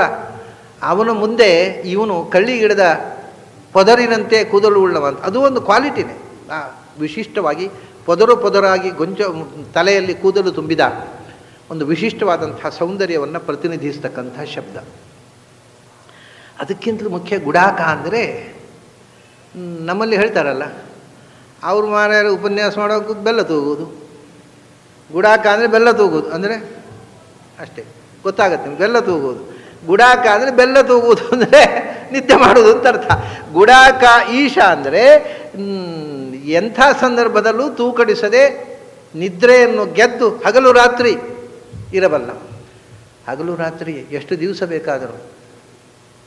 ಭೀಮಸೇನನು ಗುಡಾಕೇಶ, ಅವನು 15 ದಿವಸ ಹಗಲು ರಾತ್ರಿ ಯುದ್ಧ ಮಾಡಿದ್ದ ಜರಾಸಂಧನ ಜೊತೆಗೆ, ನಿದ್ದೆ ವಿಶ್ರಾಂತಿ ತಗೊಳ್ಳಿಲ್ಲ. ಹೀಗೆ ಹಗಲು ರಾತ್ರಿ ವಿಶ್ರಾಂತಿ ತೆಗೆದುಕೊಳ್ಳದೆ ಏನನ್ನಾದರೂ ಮಾಡಬಹುದು. ಯುದ್ಧ ಆದರೆ ಯುದ್ಧ, ಧ್ಯಾನ ಆದರೆ ಧ್ಯಾನ, ಪೂಜೆ ಆದರೆ ಪೂಜೆ. ಅವರು ಗುಡಾಕೇಶನು ಅಂದರೆ ಅವರು ಉಪಾಸನೆಯ ಏಕಾಗ್ರತೆಗೆ ತೊಡಗಿದರೆ ನಿದ್ದೆಯನ್ನು ಮರೆತು ಉಪಾಸನೆಯಲ್ಲಿ ತೊಡಗುವವರು. ಹಾಗೆ ಯುದ್ಧದಲ್ಲಿ ಆದರೂ ಸರಿ, ಯಾವುದೇ ಒಂದು ವಿಷಯದಲ್ಲಿ ಮೈಂಡು ಇನ್ವಾಲ್ವ್ ಆಯಿತು ಅಂದರೆ ನಿದ್ರೆಯನ್ನು ಮರೆತು ಆ ಕೆಲಸ ಮಾಡು. ಕೆಲಸ ಮುಗಿಯೋವರೆಗೆ ನಿದ್ರೆ ಬೇಡ. ಯುದ್ಧ ಆದರೂ ಸರಿ, ಪುಸ್ತಕ ಓದುವುದಾದರೂ ಸರಿ. ಪುಸ್ತಕ ಓದುವ ಚಟ ನೀವು ಬೆಳೆಸಿಕೊಂಡ್ರೆ ಗುಡಾಕೇಶ ಅಂದರೆ ಏನು ಅಂತ ಅರ್ಥ ಆಗತ್ತೆ.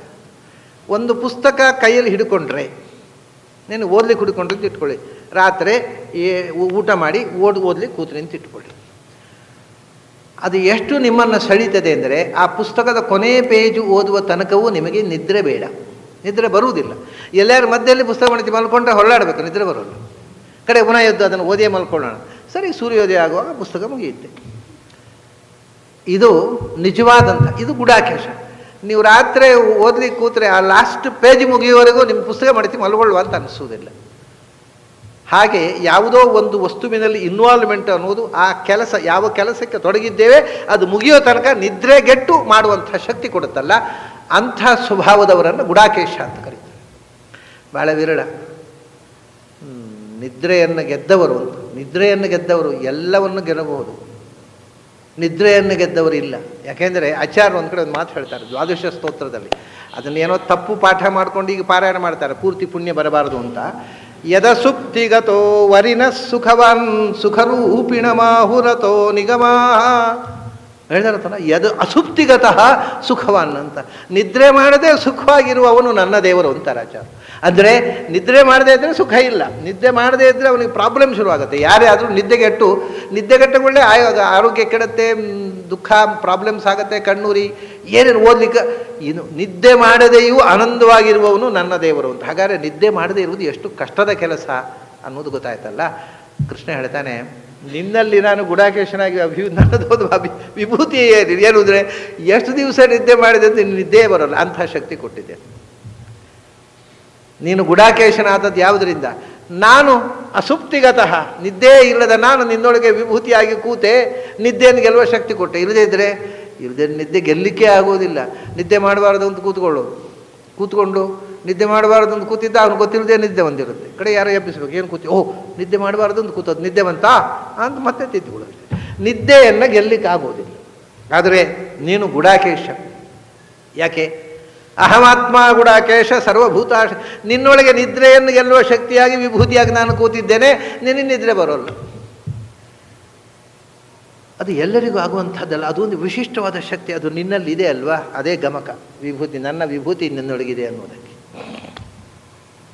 ಇದು ಒಂದೇ ಅಲ್ಲ, ಕಡೆಗೆ ಹೇಳಿದ ನೀನು ಅಥವಾ ಒಂದೊಂದು ಜೀವಗಳು, ಆ ಜೀವ ಹುಟ್ಟಿ ಸಾಯುತ್ತಾನೆ ಅಷ್ಟೇ ಅಲ್ಲ, ಅಹಮಾದಿಶ್ಚ ಮಧ್ಯಂಚ ಭೂತಾನಾಂ ಅಂತ ಏವಚ, ಸಮಸ್ತ ಜೀವಗಳು ಏನು ಸೃಷ್ಟಿಯಾಗಿದ್ದಾವೆ, ಆ ಜೀವಗಳು ಸೃಷ್ಟಿಯಾದಾಗ ಅವುಗಳಿಗೆ ವಿಭೂತಿ ರೂಪದಿಂದ ಸೇರಿಕೊಂಡಿದ್ದೇನೆ ಅಂತ ಇಷ್ಟೇ ತಿಳ್ಕೊಬೇಡ. ಅವು ಹುಟ್ಟುವ ಮುಂಚೆ ಅವುಗಳಿಗೆ ಮೊದಲು ಕೂಡ ಅವುಗಳ ಒಳಗೆ ನಿಯಾಮಕನಾಗಿದ್ದು ಅವುಗಳ ಸೃಷ್ಟಿಗೆ ಕಾರಣನಾಗಿ ಅವು ಇನ್ನೂ ಅಸೃಜ್ಯಾವಸ್ಥೆಯಲ್ಲಿದ್ದಾಗಲೂ ಇದ್ದವನಾನೆ. ಆಮೇಲೆ ಅಂತಹ ಅವು ನಾಶ ಆದ ಮೇಲೆ ಪ್ರಳಯ ಕಾಲದಲ್ಲಿ ಪುನಃ ಅವು ತಾವು ಮತ್ತು ದೇಹಧಾರಣೆ ಇಲ್ಲದೆ ಸುಪ್ತಾವಸ್ಥೆಯಲ್ಲಿ ಇದ್ದಾಗ ಅವನು ಸುಪ್ತಾವಸ್ಥೆಯಲ್ಲಿ ಅವರೊಳಗಿದ್ದು ಅವರನ್ನು ರಕ್ಷಣೆ ಮಾಡಿದವನು ನಾನೇ. ಆಮೇಲೆ ಆ ಒಂದು ಪ್ರಳಯದಿಂದ ಇನ್ನೊಂದು ಪ್ರಳಯ ಅಥವಾ ಸೃಷ್ಟಿಯಿಂದ ಪ್ರಳಯ, ಮಧ್ಯಕಾಲ ಅಂದರೆ ಇರವು. ಆ ಇರವಿನ ಕಾಲದಲ್ಲಿ ನಿಮ್ಮ ಇರವಿಗೆ ಕಾರಣವಾಗಿ ಒಳಗೆ ಇರುವವನು ನಾನೇ. ಅಹಮಾದಿಶ್ಚ ಮಧ್ಯಂಚ ಭೂತಾನಂ ಅಂತೆ, ಜಗತ್ತಿನ ಎಲ್ಲ ಆದಿ ಅಂತ ನಡು, ಪ್ರತಿ ಕ್ಷಣದಲ್ಲಿ ಪ್ರತಿಯೊಂದು ಅವಸ್ಥೆಯಲ್ಲಿ ಆದಿ ಅಂತ ನಡು, ಸೃಷ್ಟಿ ಸ್ಥಿತಿ ಸಂಹಾರ, ಎಚ್ಚರ ಕನಸು ನಿದ್ರೆ, ಎಲ್ಲ ಅವಸ್ಥೆಗಳಲ್ಲಿಯೂ ಮೊದಲು ಮತ್ತು ನಡುವಿನಲ್ಲೂ ಒಳಗೆ ನಿಂತು ರಕ್ಷಿಸುವ ವಿಭೂತಿ ನಾನು. ಇದು ವಿಭೂತಿಯ ಒಂದು ಸಾಮಾನ್ಯ ಡೆಫಿನಿಷನ್ ಹೇಳಿದ. ಎಲ್ಲರೊಳಗೂ ನಾನಿದ್ದೇನೆ ವಿಭೂತಿ ರೂಪದಿಂದ. ಈಗ ವಿಶೇಷವಾದ ಸಂಗತಿಗಳನ್ನು ನೋಡೋಣ. ವಿಶೇಷವಾದ ಸಂಗತಿಗಳನ್ನು ನೋಡುವಾಗ ಅವನು ಹೇಳ್ತಾನೆ, ಆದಿತ್ಯಾನಾಂ ಅಹಂ ವಿಷ್ಣು ಜ್ಯೋತಿಷಾಂ ರವಿರಂಶುಮಾನ್ ಮರೀಚಿರ್ಮರುತಾಮಸ್ಮಿ. ಇದು ವಿಶಿಷ್ಟವಾದಂಥ. ನಕ್ಷತ್ರಾಣಾಂ ಅಹಂ ಶಶಿ, ವೇದಾನಾಂ ಸಾಮವೇದೋಸ್ಮಿ, ದೇವಾನಾಂ ಅಸ್ಮಿ ವಾಸವಃ, ಇಂದ್ರಿಯಾಣಾಂ ಮನಶ್ಚಾಸ್ಮಿ, ಭೂತಾನಾಂ ಅಸ್ಮಿ ಚೇತನ. ಈ ವಿಭೂತಿ ಅಧ್ಯಾಯದಲ್ಲಿ ಬಂದಿರತಕ್ಕ ಸಂಗತಿಗಳು ಭಾರಿ ಅದ್ಭುತ. ಇದರೊಂದು ವಿಶೇಷ ಏನು ಅಂದರೆ, ಸಂಗತಿಗಳು ಅದ್ಭುತ ಅಂತ ಗೊತ್ತಾಗಬೇಕಾದ್ರೆ ಸಂಗತಿ ಗೊತ್ತಾಗಬೇಕಲ್ಲ. ಬಹಳ ಜನರಿಗೆ ಇದರ ಸಂಗತಿಯೇ ಗೊತ್ತಿಲ್ಲ. ಏನು, ವಿಷ್ಣು ಆದಮೇಲೆ ಆದಿತ್ಯನಲ್ಲಿ ವಿಷ್ಣು, ಆಮೇಲೆ ಸೂರ್ಯ ಬರ್ತಾನೆ, ಸೂರ್ಯ ಬಂದ ಮೇಲೆ ಚಂದ್ರ ಬರೋಲ್ಲ, ಮತ್ತು ಮರೀಚಿ ಅನ್ನೋ ವಾಯು ಬರ್ತಾನೆ, ಆಮೇಲೆ ಚಂದ್ರ ಬರ್ತಾನೆ, ಚಂದ್ರ ಬಂದ ಮೇಲೆ ಸಾಮವೇದ ಬರ್ತದೆ, ಸಾಮವೇದ ಬಂದ ಮೇಲೆ ಇಂದ್ರ ಬರ್ತಾನೆ, ಇಂದ್ರ ಬಂದ ಮೇಲೆ ಮನಸ್ಸು ಬರ್ತದೆ, ಮನಸ್ಸು ಬಂದ ಮೇಲೆ ಚೇತನ ಬರ್ತದೆ, ಅದರ ಮೇಲೆ ರುದ್ರ ಬರ್ತಾನೆ. ಒಂದಕ್ಕೊಂದು ಸಂಗತಿಯೇ ಇಲ್ಲರಿ.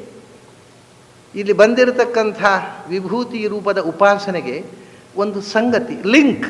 ಸಂಗತಿ ಅಂದರೆ ಸಂಗತವಾಗಿ ಒಂದರ ನಂತರ ಒಂದು ಯಾಕೆ ಬಂತು ಅನ್ನೋದಕ್ಕೊಂದು ಸಂಗತಿ ಬೇಕಲ್ಲ.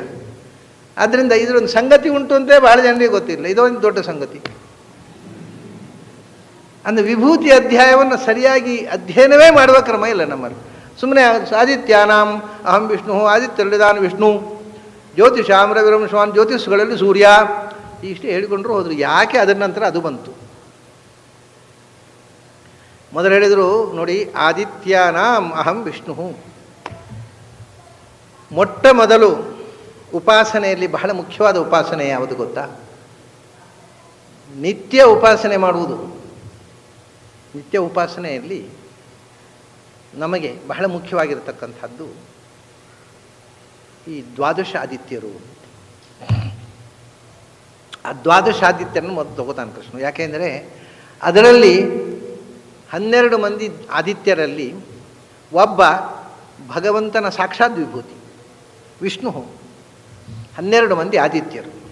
ಅದನ್ನು ಮೊದಲು ಭಗವಂತನ ಸಾಕ್ಷಾತ್ ವಿಭೂತಿಯನ್ನು ತಗೊಂಡು ಅಲ್ಲಿಂದ ಆವೇಶ ವಿಭೂತಿ, ಆವಿಷ್ಟ ವಿಭೂತಿಗಳನ್ನು ಹೇಳ್ತಾ ಹೋಗ್ತಾನೆ. ಮತ್ತು ಈ ಮನ್ವಂತರದ ಪ್ರಧಾನ ದೇವತೆಗಳು ಆದಿತ್ಯರು 12 ಮಂದಿ. ಅದು ಒಂದು. ಮತ್ತೊಂದು, ಆದಿತ್ಯ ಶಬ್ದಕ್ಕೆ ಮೂಲಭೂತವಾದ ಅರ್ಥ ದೇವತೆಗಳು ಅಂತ. 12 ಆದಿತ್ಯರು ಅಂತ ಒಂದು ಬೇರೆ. ಯಾಕೆಂದರೆ ಈ ಮನ್ವಂತರದಲ್ಲಿ, ವೈವಸ್ವತ ಮನ್ವಂತರದಲ್ಲಿ ಅದಿತಿ ಕಾಶ್ಯಪರ ದಾಂಪತ್ಯದ ಫಲವಾಗಿ 12 ಮಂದಿ ದೇವತೆಗಳು ಹುಟ್ಟಿದರು, ಗಣದೇವತೆಗಳು. ಆ 12 ಮಂದಿ ಅದಿತಿಯ ಮಕ್ಕಳಿಗೆ ಆದಿತ್ಯರು ಅಂತ ಹೆಸರು. ಇದು ವೈವಸ್ವತ ಮನ್ವಂತರದ ವಿಶಿಷ್ಟವಾದ ದೇವತಾ ಗಣ. ಯಾರೆಲ್ಲ? ವಿವಸ್ವಾನ್ ಅರ್ಯಮಾ ಪೂಷಾ ತ್ವಷ್ಟಾಥ ಸವಿತಾ ಭಗಃ ಧಾತಾ ಪರ್ಜನ್ಯ ವರುಣ ಮಿತ್ರ ಶಕ್ರ ಉರುಕ್ರಮ. ಇವರು 12 ಮಂದಿ. ವಿವಸ್ವಾನ್, ವಿವಸ್ವಾನ್ ಅಂದರೆ ಆಕಾಶದಲ್ಲಿ ನಾವು ದಿನಾಲು ನೋಡುವ ಸೂರ್ಯ. ಆ 12 ಮಂದಿ ಆದಿತ್ಯರಲ್ಲಿ ಅವನು ಒಬ್ಬ. ಆದಿತ್ಯರು ಅಂದರೆ ಅವನೊಬ್ಬನೇ ಅಲ್ಲ, 12 ಮಂದಿ ಇದ್ದಾರೆ. 12 ಮಂದಿ ಆದಿತ್ಯರಿದ್ದಾರೆ, 12 ಮಂದಿ ಸೂರ್ಯರಿಲ್ಲ, ನೆನಪಿಟ್ಟುಕೊಳ್ಳಿ. 12 ಮಂದಿ, ಕೆಲವರು ಈ 12 ಮಂದಿ ಆದಿತ್ಯರು ಒಂದು ಇದನ್ನು ತಪ್ಪು ತಿಳ್ಕೊಂಡು 12 ಮಂದಿ ಸೂರ್ಯರಿದ್ದಾರೆ. ಪ್ರಳಯ ಕಾಲದಲ್ಲಿ 12 ಮಂದಿ ಸೂರ್ಯರು ಕೂಡ ಏಕಕಾಲದಲ್ಲಿ ಉದಿಸಿ ಬರ್ತಾರೆ ಅಂತೆಲ್ಲ ಹೇಳ್ತಾರೆ. ತಪ್ಪಿದು. 12 ಮಂದಿ ಸೂರ್ಯರು ಇದ್ದರೆ ಅಲ್ವಾ ಅವರು ಸೃಷ್ಟಿ ಕಾಲದಲ್ಲಿ ಸೃಷ್ಟಿಯಾಗಿದ್ದರೆ ಪ್ರಳಯ ಕಾಲದಲ್ಲಿ ಉದಯ ಆಗೋದು. 12 ಮಂದಿ ಸೂರ್ಯರು ಇಲ್ಲವೇ ಅಲ್ಲ, ಇರುವುದು ಒಬ್ಬ ಸೂರ್ಯ. ಮತ್ತು 12 ಮಂದಿ ಸೂರ್ಯರು ಅಂತ ಎಲ್ಲೂ ಹೇಳಲಿಲ್ಲ. ಮತ್ತು 12 ಮಂದಿ ಆದಿತ್ಯರು ಏಕಕಾಲದಲ್ಲಿ ಉದಿಸಿದರೆ ಎಷ್ಟು ತಾಪ ಆಗುತ್ತೋ ಅಷ್ಟು ತಾಪ ಪ್ರಳಯ ಕಾಲದಲ್ಲಿ ಹೀಟ್ ಪ್ರೊಡ್ಯೂಸ್ ಆಗುತ್ತೆ ಅಂತ. ಸೂರ್ಯ ಇವನೇ. ಈಗ ಇಲ್ಲೇ ಮಳೆಗಾಲದಲ್ಲಿ ಸೂರ್ಯನ ತಾಪಕ್ಕಿಂತ ಬೇಸಿಗೆ ತಾಪ ಜಾಸ್ತಿ ಅಲ್ವ. ಮತ್ತು ಇನ್ನೊಂದೇನು ಗೊತ್ತುಂಟು, ಈ 12 ಮಂದಿ ಇದ್ದಾರಲ್ಲ, ವಿವಸ್ವಾನ್ ಅರ್ಯಮ ಪೂಷ ತ್ವಷ್ಟಾಥ ಸವಿತಾ ಭಗಃ ಧಾತಾ ವಿಧಾತ ವರುಣ ಮಿತ್ರ ಶಕ್ರ ಉರುಕ್ರಮ. ಈ 12 ಮಂದಿ ಅದಿತಿಯ ಮಕ್ಕಳಿದ್ದಾರಲ್ಲ, ಅವರು ಒಂದೊಂದು ತಿಂಗಳಲ್ಲಿ ಒಂದೊಂದು ರೂಪದಿಂದ ಸೂರ್ಯನಲ್ಲಿ ಸನ್ನಿಹಿತರಾಗಿರ್ತಾರೆ.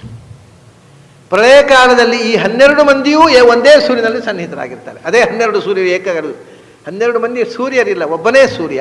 ಈ 12 ಮಂದಿ ಆದಿತ್ಯರು ಏಕಕಾಲದಲ್ಲಿ ಪ್ರಳಯ ಕಾಲದಲ್ಲಿ ಸೂರ್ಯಮಂಡಲದಲ್ಲಿ ಸನ್ನಿಹಿತರಾಗಿ ಅದರ ಶಾಖವನ್ನು ಹೆಚ್ಚಿಸ್ತಾರೆ. So terrible heat is produced. ಇದೆಲ್ಲ ಶಾಸ್ತ್ರದ ವಿಷಯಗಳು. ಈ ಶಾಸ್ತ್ರವನ್ನು ಸರಿಯಾಗಿ ತಿಳ್ಕೊಳ್ಳದೇ ಇದ್ದವರೇ ಪ್ರವಚನ ಮಾಡುವಂತಹ ಪರಂಪರೆ ಬಂದುಬಿಟ್ರೆ ಇವೆಲ್ಲ ನಾಶವಾಗಿ ಯದ್ವಾ ತದ್ವಾ ಅಬದ್ಧ ಪ್ರಚಾರಕ್ಕೆ ಬಂದುಬಿಡುತ್ತೆ. ಶಾಸ್ತ್ರ ತುಂಬ ಆಳವಾದ ಪರಿಜ್ಞಾನ ಇದ್ದವರು ಮಾತ್ರ ಶಾಸ್ತ್ರ ಪ್ರವಚನ ಮಾಡಬೇಕು. ಈ ಅರ್ಧಂಬರ್ಧ ತಿಳಿದವರು ಜ್ಞಾನಲವ ದುರ್ವಿದಗ್ಧಂ ಬ್ರಹ್ಮಾಪಿ ನರಂ ನರಂಜಯತಿ ಕ್ಲಿಶ್ಯತ್ಯಂತರಿತೋ ಜನ. ಈ ಶಾಸ್ತ್ರ ತಿಳಿದವರು, ಅರ್ಧಶಾಸ್ತ್ರ ಪಂಡಿತರು, ಅವರು ಹೊಲೆಗಡಿಸಿ ಬಿಡ್ತಾರೆ. ಯಾಕಂದರೆ ಅವರಿಗೆ ಗೊತ್ತಿರುವುದು ಅರ್ಧ, ಕೇಳಿದವರಿಗೆ ಅನರ್ಥ. ಅರ್ಧವೂ ಇಲ್ಲ, ಪೂರ್ವವೂ ಇಲ್ಲ, ಯದ್ವಾ ತದ್ವಾ. ಶ್ರೋತೃಗಳು ಅದು ವಿಪರೀತ ಆಗಿ ಗಂಡಾಂತರ ಆಗಿಬಿಡುತ್ತೆ. ಅದರಿಂದ ದ್ವಾದಶ ಆದಿತ್ಯರು, ಈ ಮನ್ವಂತರದ 12 ಮಂದಿ ಪ್ರಧಾನ ದೇವತೆಗಳು ಅವರು. ಮತ್ತು ಮೂಲತಃ ಆದಿತ್ಯ ಅಂತಂದರೆ ಎಲ್ಲ ದೇವತೆಗಳು, ಸಮಸ್ತ ದೇವತೆಗಳಿಗೆ ಜನರಲ್ ಆಗಿ ಆದಿತ್ಯರು ಅಂತ ಹೆಸರು. ಇವರು 12 ಮಂದಿಗೆ ವಿಶೇಷವಾಗಿ, ಅದರಲ್ಲಿಯೂ ಸೂರ್ಯ, ನಾವು ನಿತ್ಯ ನೋಡೋ ಸೂರ್ಯನಿಗೆ ಇನ್ನೂ ವಿಶೇಷವಾಗಿ ಆದಿತ್ಯ ಅನ್ನೋದಕ್ಕೆ 3 ನೆಲೆ. ಆದಿತ್ಯ ಅಂದರೆ ಆಕಾಶದಲ್ಲಿ ಉದಿಸುವ ಸೂರ್ಯ. ಅದಕ್ಕಿಂತ ಹಿಂದೆ ಹೋಗಿದ ಶಾಸ್ತ್ರೀಯವಾಗಿ 12 ಮಂದಿ ಆದಿತ್ಯ ಮಕ್ಕಳು. ಅದಕ್ಕೂ ಹಿಂದೆ ಹೋದರೆ ಸಮಸ್ತ ದೇವತೆಗಳು ಆದಿತ್ಯ ಶಬ್ದ ವಾಚ್ಯರು. ಅದನ್ನು ವಿಶ್ವೇ ದೇವಾಹ ವಸವಃ ಆದಿತ್ಯಾಹ ಅಂತ. ಇವು ಗಣದೇವತೆಗಳನ್ನ ಆದಿತ್ಯಾಹ ಅಂತ 12 ಮಂದಿ, ವಿಶ್ವೇ ದೇವಾಹ ಅಂತ 10 ಮಂದಿ, ವಸವಃ ಅಂತ 8 ಮಂದಿ ದೇವತೆಗಳ ವಿಶಿಷ್ಟ ದೇವತೆಗಳಿದ್ದಾರೆ. ಸಮಸ್ತ ದೇವತೆಗಳಿಗೂ ಕೂಡ ವಿಶ್ವೇ ದೇವಾಹ ವಸವಃ ಆದಿತ್ಯಾಹ ಅಂತ ಹೆಸರಿದೆ. ಇಲ್ಲಿ ಆದಿತ್ಯಾಹ ಅನ್ನೋದನ್ನು ಆದಿತ್ಯಾನಂ ಅನ್ನುವಲ್ಲಿ 2 ಅರ್ಥದಲ್ಲೂ ಕೃಷ್ಣ ಪ್ರಯೋಗಿಸ್ತಾನೆ. ವೈವಸ್ವತ ಮನ್ವಂತರದ ವಿಶಿಷ್ಟ ದೇವತೆಗಳಾದಂಥ 12 ಮಂದಿ ಆದಿತ್ಯರಲ್ಲಿ ವಿಷ್ಣು ನಾನು, ಮತ್ತು ಆದಿತ್ಯರಲ್ಲಿ ಸಮಸ್ತ ದೇವತೆಗಳಲ್ಲೇ ಸರ್ವದೇವೋತ್ತಮನಾದ ವಿಷ್ಣು ನಾನು. ಬಹಳ ಮುಖ್ಯವಾದ ಸಂಗತಿಯನ್ನು ಮೊದಲು ಹೇಳಿಬಿಟ್ಟ. ಇಡೀ ದೇವತಾ ಗಣದಲ್ಲೇ ಸರ್ವಶ್ರೇಷ್ಠನಾದ ವಿಷ್ಣು ನಾನು. ವಿಷ್ಣು ದೇವತೆಗಳಲ್ಲೇ ಸರ್ವಶ್ರೇಷ್ಠ. ಆದಿತ್ಯರಲ್ಲಿ ಅದಿತಿಯಲ್ಲಿ ಹುಟ್ಟಿದ್ದು ವೈವಸ್ವತ ಮನ್ವಂತರದಲ್ಲಿ. ಅದರಲ್ಲಿ ಕೊನೆಗೆ 10 ಮಂದಿ ಆಯಿತು, 11 ಮಂದಿ ಆಯಿತು ಇಂದ್ರ ಸೇರಿ. ವಿವಸ್ವಾನ್, ಈ ಸೂರ್ಯನು ಅದಿತಿಯಲ್ಲಿ ಹುಟ್ಟಿದವ. ಅರ್ಯಮ ಅಂತ ಮತ್ತೊಬ್ಬ ದೇವತೆ, ಅವನು ಪಿತೃದೇವತೆ. ಪೂಷಾ ಅಂತ ಮತ್ತೊಬ್ಬ. ಇವೆಲ್ಲ ಗಣದೇವತೆಗಳು. ಒಂದೊಂದು ತಿಂಗಳಲ್ಲಿ ಸೂರ್ಯನಲ್ಲಿ ಸನ್ನಿಹಿತರಾಗಿ ಸೂರ್ಯ ಶಾಖವನ್ನು ಕೊಡುವವರು ಹೌದು. ತ್ವಷ್ಟ ಅಂತ ಒಬ್ಬ, ಅವನು ಸವಿತಾ, ಭಗಃ, ಧಾತ, ವಿಧಾತ ಅಂದರೆ ಪರ್ಜನ್ಯ, ಮಳೆ ಬರೆಸುವವನು. ಸುಡುವವನಲ್ಲ ಅವನು, ಮಳೆ ಬರೆಸುವ ಪರ್ಜನ್ಯನಿಗೆ ವಿಧಾತ ಅಂತ ಹೆಸರು. ಆಮೇಲೆ ಮಿತ್ರ, ಪೂರ್ವ ದಿಕ್ಕಿನ ದೇವತೆ. ವರುಣ, ಪಶ್ಚಿಮ ದಿಕ್ಕಿನ ದೇವತೆ. ಶಕ್ರ, ಇಂದ್ರ, ಅವನು ದೇವತೆಗಳ ಎಲ್ಲರ ಅಧಿಪ. 11 ಮಂದಿ ಆದಮೇಲೆ 12ನೇ ಆದಿತ್ಯ ವಿಷ್ಣು. ಯಾರು? ವಾಮನ. ದಶಾವತಾರದಲ್ಲಿ ಯಾರು ವಾಮನ, ಅವನು ಆದಿತ್ಯ 12ನೇ ಮಗ. ಅಜಘನ್ಯೋ ಜಘನ್ಯಜ, ಎಲ್ಲರಿಗಿಂತ ಯೋಗ್ಯತೆಯಲ್ಲಿ ದೊಡ್ಡವ, ಆದರೆ ಜನನದಲ್ಲಿ ಎಲ್ಲರಿಗಿಂತ ಕೊನೆಯವ, ಜೂನಿಯರ್ ಮೋಸ್ಟು.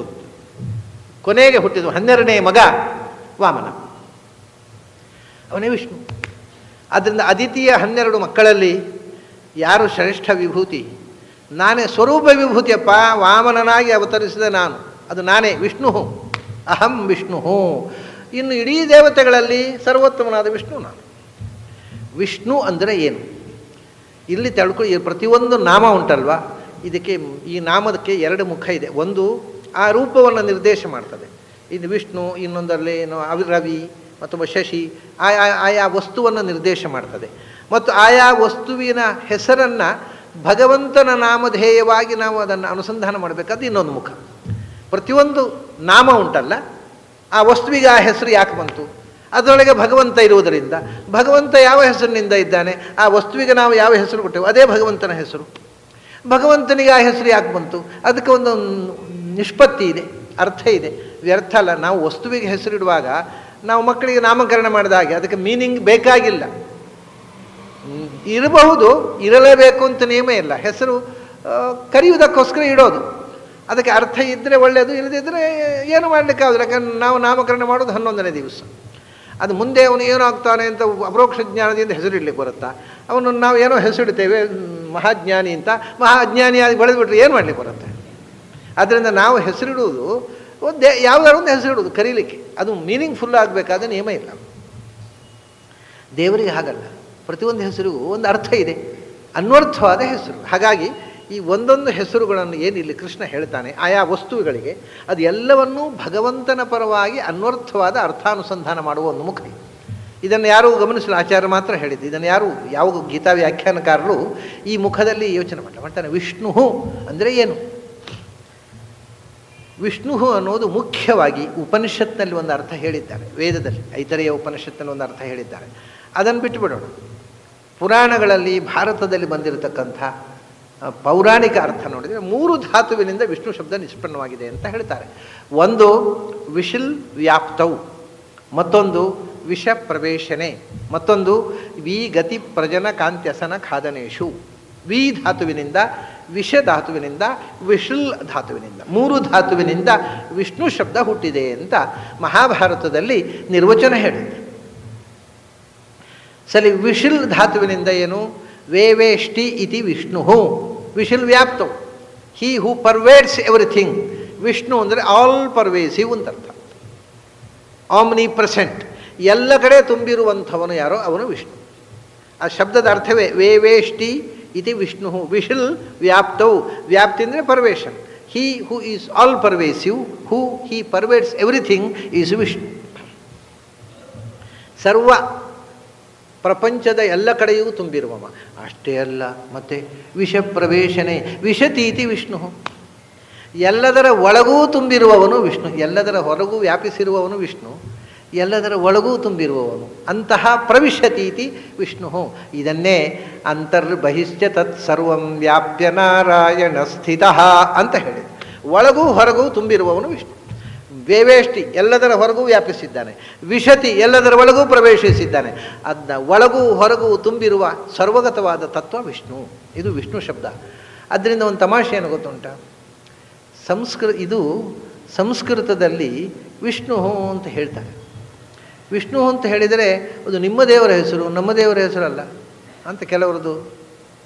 ನಾನು ಹೇಳೋದು, ಇದು ನಮ್ಮ ದೇವರು ನಿಮ್ಮ ದೇವರು ಅಂತ ಒಂದೊಂದು ದೇವರಿಗೆ ಒಂದೊಂದು ಹೆಸರು. ದೇವರಿಗೆ ಹೆಸರಿರೋದು. ನಿಮ್ಮ ದೇವರು ನಮ್ಮ ದೇವರು ಬೇರೆ ಬೇರೆ ಇರಲಿ ಸಾಧ್ಯ ಇಲ್ಲ. ದೇವರು ಅಂದರೆ ಯಾರು? ಜಗತ್ ಸೃಷ್ಟಿ ಸಂಹಾರ, ಜಗತ್ ಸೃಷ್ಟಾರ, ಜಗತ್ತಿನ ಮೂಲ ಕಾರಣ. ಅವ್ರು ನಿಮಗೊಬ್ಬರು ನಮಗೊಬ್ಬರು ದೇವರು ಇರೋದು ಹಾಗೆ ರೀ. ಹಾಗಾದರೆ ಎಲ್ಲರಿಗೂ ದೇವರೊಬ್ಬನೇ, ಎಲ್ಲ ಹೆಸರು ಅವನ ಹೆಸರೇ. ಅವನು ಸರ್ವಗತ ಹೌದೋ ಅಲ್ಲೋ ನಿಮ್ಮ ದೇವರು, ಮತ್ತು ಅವನು ವಿಷ್ಣು ಆಯಿತು. ಮತ್ತು ಅಲ್ಲ ಅಂದರೆ ಏನು? ನಾನು ಹೇಳಿದೆ ಒಮ್ಮೆ ಮುಸ್ಲಿಂ ಸಭೆಯಲ್ಲಿ ಹೇಳಿದೆ, ನಿಮ್ಮ ದೇವರು God is all powerful, God is omnipresent, ಹೌದೋ ಅಲ್ವೋ? ಹಾಗಾದರೆ ಅದನ್ನು ಸಂಸ್ಕೃತದಲ್ಲಿ ನಾವು ಹೇಳೋದು ಏನು? ನಿಮ್ಮ ದೇವರು ವಿಷ್ಣು. ಯಾಕೆ ಅಂದರೆ he is Omni present. Vishnu means Omni present. ನೀವು ವಿಷ್ಣು ಅಲ್ಲ, ಅಲ್ಲಾಹು. ನಾನು ಹೇಳಿದೆ ನಮ್ಮ ದೇವರು ಅಲ್ಲಾಹು ಹೌದು, ನಿಮ್ಮ ದೇವರು ವಿಷ್ಣು ಹೌದು. ಯಾಕಂದರೆ ಅಲ್ಲಾ ಅನ್ನೋ ಶಬ್ದಕ್ಕೆ ಸಂಸ್ಕೃತದಲ್ಲಿ ಆ ಶಬ್ದ ಇದೆ. ಅದಕ್ಕೆ ಅರ್ಥ ಏನು ಅಂದರೆ ತಾಯಿ ಅಂತ. ತ್ವಮೇವ ಮಾತಾಚ ಪಿತಾ ಜಗತ್ಪಿತಾಚ, ನೀನೇ ಜಗತ್ತಿನ ತಾಯಿ, ನೀನೇ ಜಗತ್ತಿನ ತಂದೆ. ಅಲ್ಲ ಅಂದರೆ ತಾಯಿ ಅಂತ ಅರ್ಥ ಸಂಸ್ಕೃತದಲ್ಲಿ. ಜಗತ್ತಿನ ತಂದೆ ತಾಯಿಯಾದ ಭಗವಂತನನ್ನು ನಾವು ಅಲ್ಲ ಅಂತ ಹೇಳ್ತೇವೆ ಅಷ್ಟೇ. ಭಗವಂತನು ಅಲ್ಲ ಹೌದು, ಭಗವಂತನು ಅಲ್ಲ ಅಂತ ಹೇಳಬಾರದು ಅಷ್ಟೇ. ಭಗವಂತನು ಅಲ್ಲ ಅಂತಲೂ ಹೇಳ್ಬೋದು. ಏನು? ಭಗವಂತ ಜಗತ್ತಲ್ಲ, ಭಗವಂತ ಮಣ್ಣಲ್ಲ, ನೀರಲ್ಲ, ಬೆಂಕಿಯಲ್ಲ, ಭಗವಂತ ಇಲ್ಲ ಅಂತ ಹೇಳಬಾರ್ದು. ಅದು ಮುಖ್ಯ. ಭಗವಂತ ಅಲ್ಲ ಅಂತ ನಾವು ಹೇಳೋಣ. ಏನೂ ಅಲ್ಲ ಅವನು. ನೈದರ್ ದಿಸ್ ನಾರ್ that, he is beyond everything. So ಅವನು ಅಲ್ಲ. ಕನ್ನಡದ ಅಲ್ಲಾನು ಹೌದು, ಸಂಸ್ಕೃತ ಅಲ್ಲಾನು ಹೌದು, ಎಲ್ಲ ಹೌದು. ಅವನು ಎಲ್ಲ ಶಬ್ದವಾಚ್ಯ ಅವನು. ಅದು ವಿಷ್ಣು. ಆಮೇಲೆ ಎರಡಾಯಿತು. ಆಮೇಲೆ ಮೂರನೇದು ವಿ ಗತಿ ಪ್ರಜನ ಕಾಂತ್ಯಸನ ಖಾದನೇಶು ಅಂತ ವೇತೀತಿ ವಿಷ್ಣು ಅಂದರು. ಅಲ್ಲಿ ಇಲ್ಲೇ ಮಾತ್ರ ವೇತಿ ವೇತೀತಿ ವಿಹಿ ಅಂತ ಆಗಬೇಕು, ವಿಷ್ಣು ಅಂತ ಆಗ್ಬಿಟ್ಟು. ಯಾಕೆ ಇಲ್ಲಿ ಆಗುವಾಗ ನಿಮ್ಮ ವ್ಯಾಕರಣದವರದ್ದು ನೀವನ್ನು ಒಪ್ಪಿಕೊಳ್ಳೋಣ. ಅಂದರೆ ನಾವು ಇಡೀ ಶಬ್ದಕ್ಕೆ ಬೇರೆ ಅರ್ಥ ಹೇಳಿ ಒಂದೊಂದು ಸರ್ತಿ ಪ್ರತ್ಯಯ, ನಿಮ್ಮ ಪ್ರಕೃತಿ ಪ್ರತ್ಯಯ, ಇಷ್ಣುಚು ಪ್ರತ್ಯಯ, ಅಡ್ಡಿ ಇಲ್ಲ ನಮ್ಮಿದು ಇಷ್ಣುಚು ಪ್ರತ್ಯಯ, ಇಷ್ಟು ವಿ ಧಾತು ಇಷ್ಣುಚು ಪ್ರತ್ಯಯ. ವೇತಿ ಇದು ವಿಷ್ಣು. ಏನು ವೇತಿ ಅಂದರೆ? ವೇತಿ ಅಂದರೆ ಗತಿಶ್ಚ ಸರ್ವಭೂತಾನಾಂ ಪ್ರಜನಶ್ಚಾಪಿ ಭಾರತ. ಗತಿಶ್ಚ ಸರ್ವಭೂತಾನಾಂ ವೇತಿ ವಿ ಗತೌ ಗಚ್ಚಂತಿ ಅತ್ರ. ಎಲ್ಲರೂ ಯಾರನ್ನು ಆಶ್ರಯಿಸಿಕೊಂಡಿದ್ದಾರೋ ಅವನು ವಿ, ಅವನೇ ವಿಷ್ಣು. ವಿ ಅಂದರೆ ವಿ ಗತವು ಆಶ್ರಯ, ಸರ್ವಾಶ್ರಯನಾದವ, ಎಲ್ಲರಿಗೂ ಆಶ್ರಯವನ್ನು ಕೊಡತಕ್ಕವ. Shelter of everything to everybody is ವಿ, ಈಸ್ ವಿಷ್ಣು. ಎಲ್ಲರಿಗೂ ಆಶ್ರಯ, ಸರ್ವಾಶ್ರಯನಾದವ, ಮುಕ್ತಾಮುಕ್ತರಿಗೆ ಆಶ್ರಯನಾದವ. ಆಮೇಲೆ ಪ್ರಜನಶ್ಚಾಪಿ ಭಾರತ. ವೇತೀತಿ ವಿಹಿ ವಿ ಗತಿ ಪ್ರಜನ, ಜನನ. ಯಾರು ಇಡೀ ಜಗತ್ತನ್ನು ಸೃಷ್ಟಿ ಮಾಡಿದನೋ ಅವನು ವಿಷ್ಣು. ವಿ ವೇತಿ, ವೇತಿ ಅಂದರೆ ಪ್ರಜನಯತಿ, ಇಡೀ ಜಗತ್ತನ್ನು. He who creates everything is Vishnu. He who protects ಗತಿ, being shelter to he who protects everything is Vishnu. He who creates everything is Vishnu. ಪ್ರಜನ ಮತ್ತು ಗತಿ. ಆಮೇಲೆ ಆಮೇಲೆ ತದಿಚ್ಛುಶ್ಚಾಸ್ಮಿ ಭಾರತ. ಅವ್ರು ಹೇಳ್ತಾರೆ ವಿ ಗತಿ ಪ್ರಜನ ಕಾಂತಿ. ಕಾಂತಿ ಅಂದರೆ ಇಚ್ಛೆ. ಇಡೀ ಜಗತ್ತನ್ನು ರಕ್ಷಿಸಿ ಉದ್ಧಾರ ಮಾಡಬೇಕು ಅನ್ನುವಂಥ ವೇತಿ ಇಚ್ಛತಿ. ಜ್ಞಾನಿ ಲೋಕವನ್ನು ಉದ್ಧಾರ ಮಾಡಬೇಕು ಅಂತ ಬಯಸುವ ಸತ್ಯ ಸಂಕಲ್ಪ ಯಾರೋ ಅವನು ವಿಷ್ಣು. ಆಮೇಲೆ ಖಾದನೇಶು ವೇತಿ ಅತ್ತಿ, ಸಮಸ್ತ ಜಗತ್ತನ್ನು ಕೊನೆಗೆ ಸಂಹಾರ ಯಾರು ಮಾಡ್ತಾನೆ ಅವನು ವಿಷ್ಣು.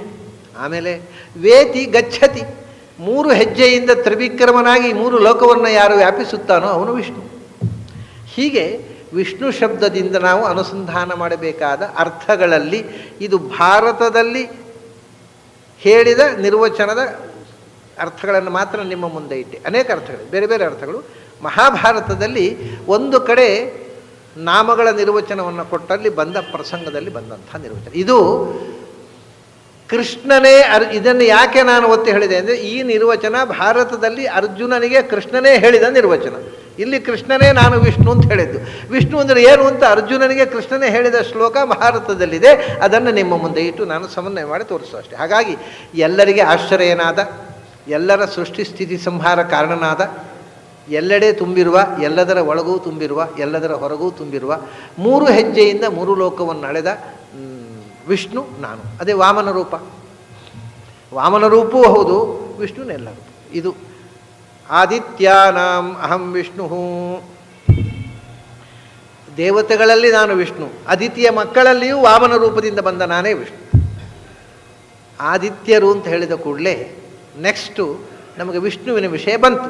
ವಿಷ್ಣುವಿನ ವಿಷಯ ಬಂದ ಕೂಡಲೇ ಎರಡನೇ ಸಂಗತಿ ಬರುವುದೇನು ಅಂದರೆ, ವಿಷ್ಣುವಿನ ಉಪಾಸನೆಗೆ 3 ಅಧಿಷ್ಠಾನಗಳು, ಪ್ರತೀಕಗಳು.